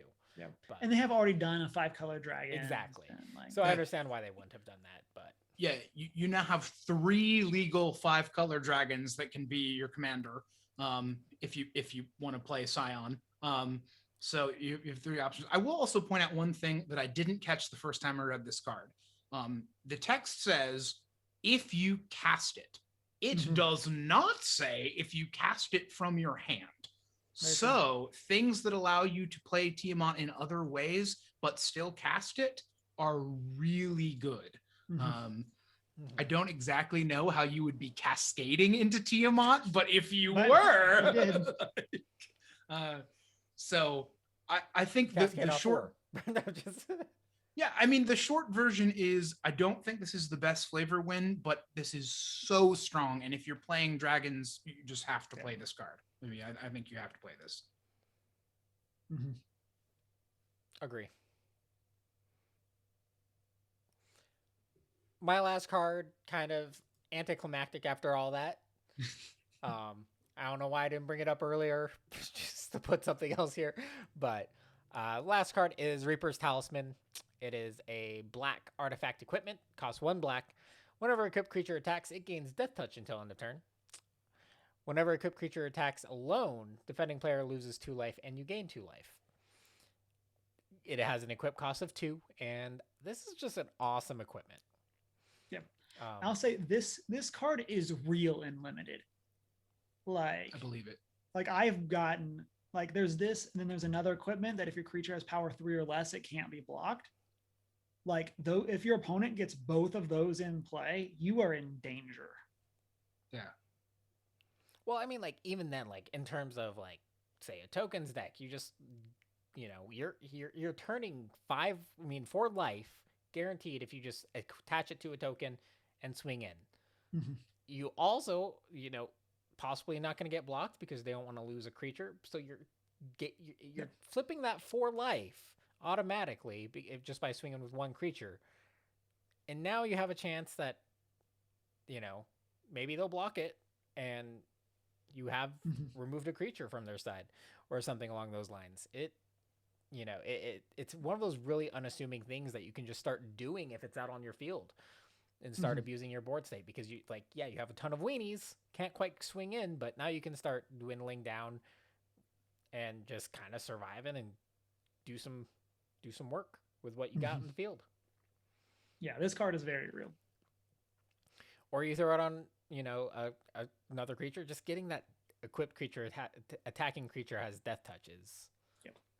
If you're playing any Black X commander, like that has first strike, you want this in your deck. Yes. Like, let alone those synergies, let alone the Death Touch trample synergies. Like this card is very real. And it's very unassuming, but it's very real. And it isn't uncommon, we should mention. I guess so. It's gonna be an available card, especially. One word of caution: reading the card explains the card. It says when equipped creature attacks, it gains Death Touch. So don't expect to be blocking with your Death Touch creature. Read this card, because I can guarantee you, if we did not talk about this card right now, the first time I played this card, I would have blocked with something with this on it, and I would have lost the thing and been very sad. It's like, oh, darn it. Yeah. Oh, I do that stuff all the time. Only if it's attacking, pretty much, will it gain that. And also, you'll only get the life transfer when it attacks alone. So For sure. And I will say there, blue-black in limited for Adventures in the Forgotten Realms is like an unblockable style, or like Rogue Z, Like, Oh so like, yeah, definitely. like it's very, again, I cannot tell you, like this card is very real in Yeah, draft. the 2 Dimir legendary creatures are kind of, well, what 1 Dimir legendary creature is built on playing your opponent's deck. Yeah. Awesome. The other Dimir legendary creature is kind of that roguish. And I don't know about y'all, but when I don't know a draft format, my go-tos are I'm either playing Azorius Flyers or Dimir Unblockable. Yeah. And it seems like this Dimir Unblockable deck is absolutely something that I would draft. This seems like it would be strong. Yep. So that brings us to our last card. The card I'm probably most excited about. I know Steve is too. And Chris, I'm going to guess you are. I don't know. We haven't talked about this, but this last card is Volo Guide to Monsters. It's a 2 green blue legendary creature human wizard. And I want to say, can we get some like high fives at Wizards of the Coast for making a blue green legendary creature that doesn't put lands into play or draw cards? Here, we'll pass it along to him. Like, there you go. Like just, I want something else from those colors, especially as their uncommon legendary literally does that. And so Volo, love it. Whenever you cast a creature spell that doesn't share a creature type with a creature you control or a creature card in your graveyard, copy that spell. And then parentheses, a copy of a creature spell becomes a token. So I love this card. I love the idea of like minimizing and maximizing your creature types, like, because you obviously don't want humans or wizards really in this deck, which are 2 of the more prevalent creature types. I just like it because it's anti-tribal. Yeah, it's the non-tribe tribal. Yeah, exactly. It's wonderful. And so I haven't talked about it in a while, but I have, that just makes me think, I have a Reaper King deck on MTGO that is tribal. And then this is 100% the opposite of that. Like this, and yeah, I just love this. I love the idea of having tokens that are like just these other cards, and these cards that you're not supposed to easily get tokens of, but because they don't share a type, or you play something that exiles your own graveyard, like there's so many cool things you can do with this card. Yeah. I mean, when I saw this card, I immediately crafted it and built a Brawl deck out of it. This is the only deck that I've built since this new, since Forgotten Realms came out. I've basically only been playing Brawl, and it's because of Volo. Volo is so fun. I had a Kennen Bonder Prodigy deck, which is very good, but not very fun to play. And Volo is really fun to play. And that is just in this standard environment where you're limited. Let me tell you the real game here, gentlemen. I'm the person who takes my Niv Mizzet Reborn deck and says, well, I could mix monocolor cards and multicolor cards, or I could exclusively have multicolor cards to achieve maximum flavor. And of course, that's what I did. Yeah, and they're a division of the guilds. Yes. Right. It's even split. Yeah, I have a deck where I have 10 cards of every color pair exactly, and then 1 of every guild artifact. Like they either have a signet or a clue stone. So because I have that blueprint with my Niv Mizzet Reborn deck, I see Volo and my mind starts to turn. I'm like, what if I had a deck building strategy where I found, you know, the 30 or 35 most popular creature types in Magic and took the best creature from every creature type. Going through my head. Chris, can we please build these decks? Yes. I want this deck because even in standard with Brawl, you get so many cool effects from being able to copy stuff. If you're able to do this over Commander and you have no repeated cards, I mean, in Brawl, I have to play some humans and some wizards. I don't have other, I know I'm playing that big 7/7 giant that's a wizard that does a Cyclonic Rift when it comes in. It's still great, even though it doesn't get copied. But imagine every single spell that you play in Commander getting copied. We need to make this happen, please. Never mind that you also get some, like, in Simic, you get awesome token doublers. So we do have to say, And apparently, and again, somebody could look this up to confirm, but apparently, making a copy of a spell does not create a token. Right. So it will not create. Oh, it becomes a token. Yeah, Right. it's one of. But either yeah, way, you don't. It's. I mean, you still. There's so many good other things that work with tokens. And the worst part about this card is ultimately the color restriction. Yeah. But oh well. Although I will have to say, creature types in like I'm pretty sure like pretty much every creature type exists within those two. That's what I'm like. Of all the colors that you could have picked too, like you can get pretty much through the entire creature type list in green and blue, and this. I almost have trouble talking about this card because the ideas of what you'd put in the deck they're endless. Like there's a good chance at some point in time we have like a YouTube video or a random Twitch stream that is building this deck. Yeah. It's like I'm scrolling through the EDH rec page right now, and like one of their top high synergy cards is Spark Double. And any list that starts with a Spark Double, I am all in. And then a little bit farther down, it has Sakashima.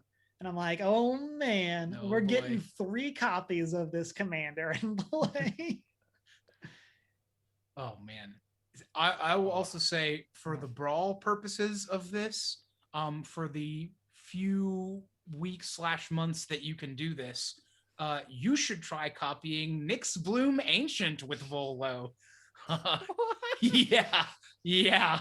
So let me walk you through what happened the other day here, Chris. I'm going to pause you. Please. Yeah. So we were talking about this earlier, and this story is how Steve introduced the idea of Volo. And I got to say, anything that starts off with, I had a copy of Nyx Bloom Ancient. So what happens is you play Nyx Bloom Ancient with Volo, and you get a second Nyx Bloom Ancient. Suddenly, you are getting 9 mana each time that you tap a source. So basically, everything that you have that taps for mana gives you 9 mana. So what happens is that as you're playing cards with Volo, a lot of which draw you cards like Seryl's Packmate or, what's the...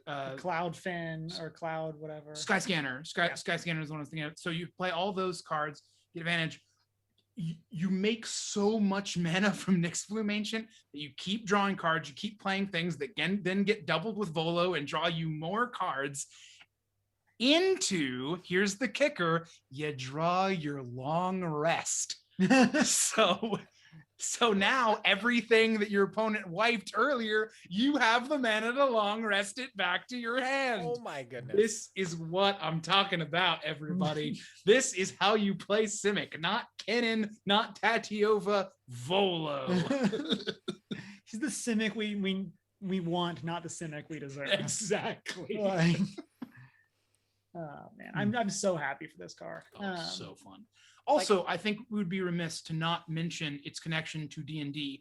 The name here is perfect because Volo, Guide to Monsters, is the author of the D&D book Volo's Guide to Monsters. Yep. So well done on the naming team there. They tried hard for that name. And it landed. So good job. Yeah. I feel like there was a meeting where they had a different name for Volo, or we're trying to figure out, it's like, guys, we can't just say Guide to Monsters. And they brainstormed a bunch of different names. And they're like, it's got to just be Guide to Monsters, right? We got to just use the name of the book. Yeah. I'm so happy. This is an awesome card. Or there's just that one guy sitting there, just like, why not? And it's just like, it worked. Yeah. It's perfect. Sometimes you got to be on the nose with at least one card, just like right on the nose. Well, that brings us through each of our top 7 cards from Adventures in the Forgotten Realms. Steve, we'll start with you. We'll go back through any final thoughts before we wrap up this episode.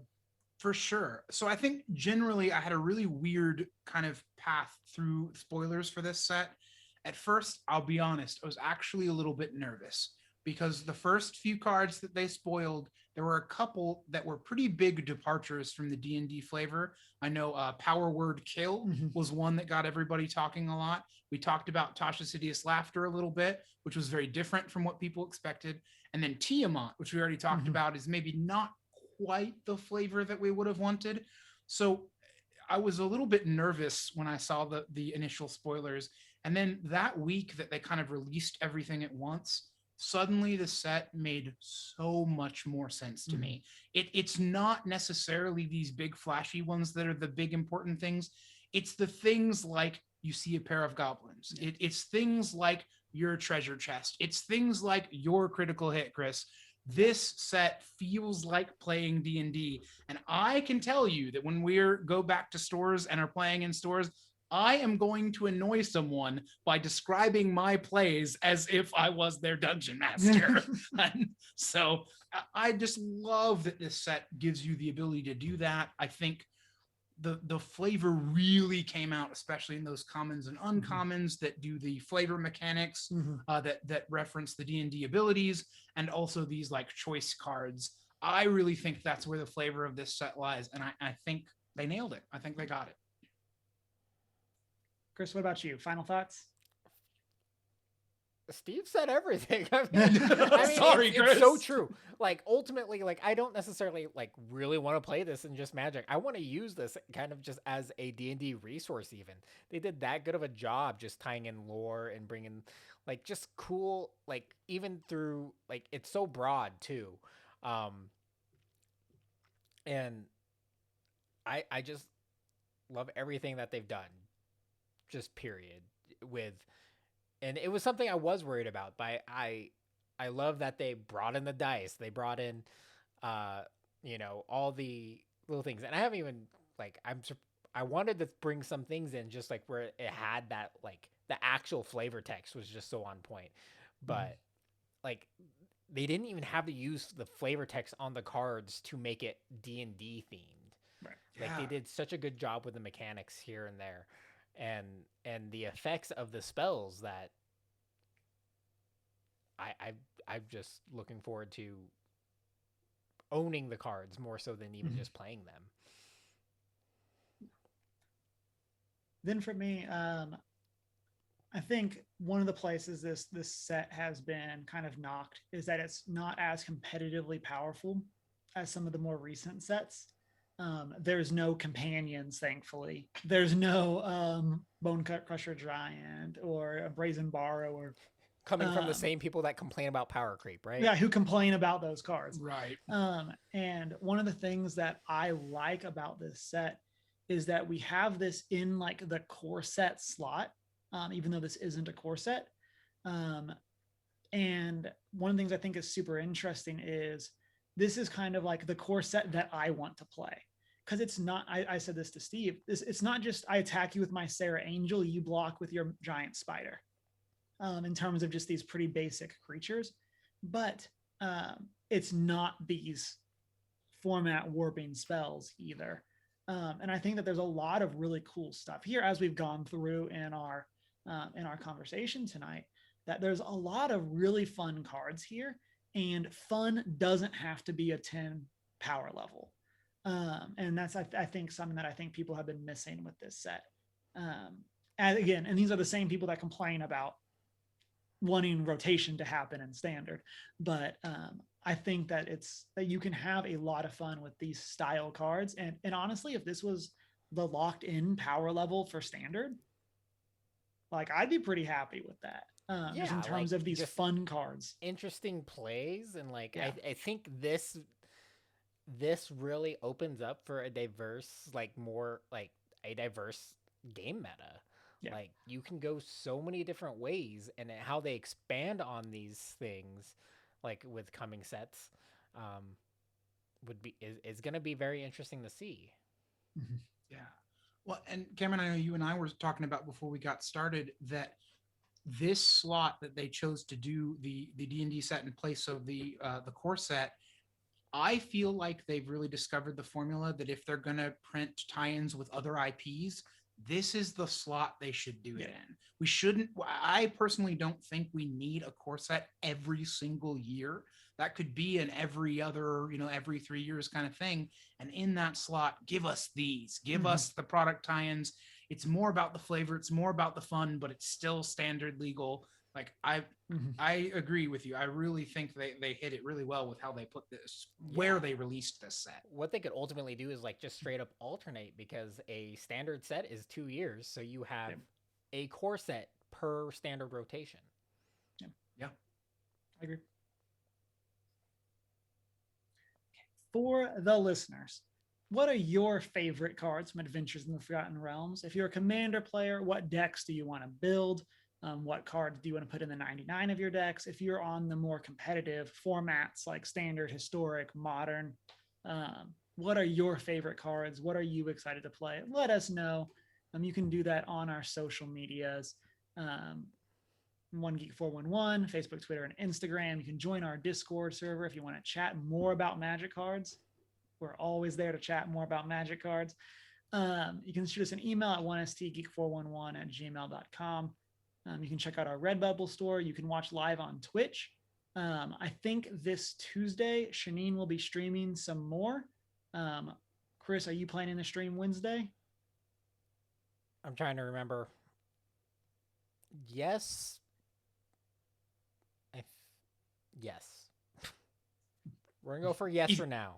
He says probably, with confidence. Yeah, probably yes. More than likely, but summer's crazy, Yeah. And then Emma is not able to stream on Thursday. So I think I will be streaming on Thursday.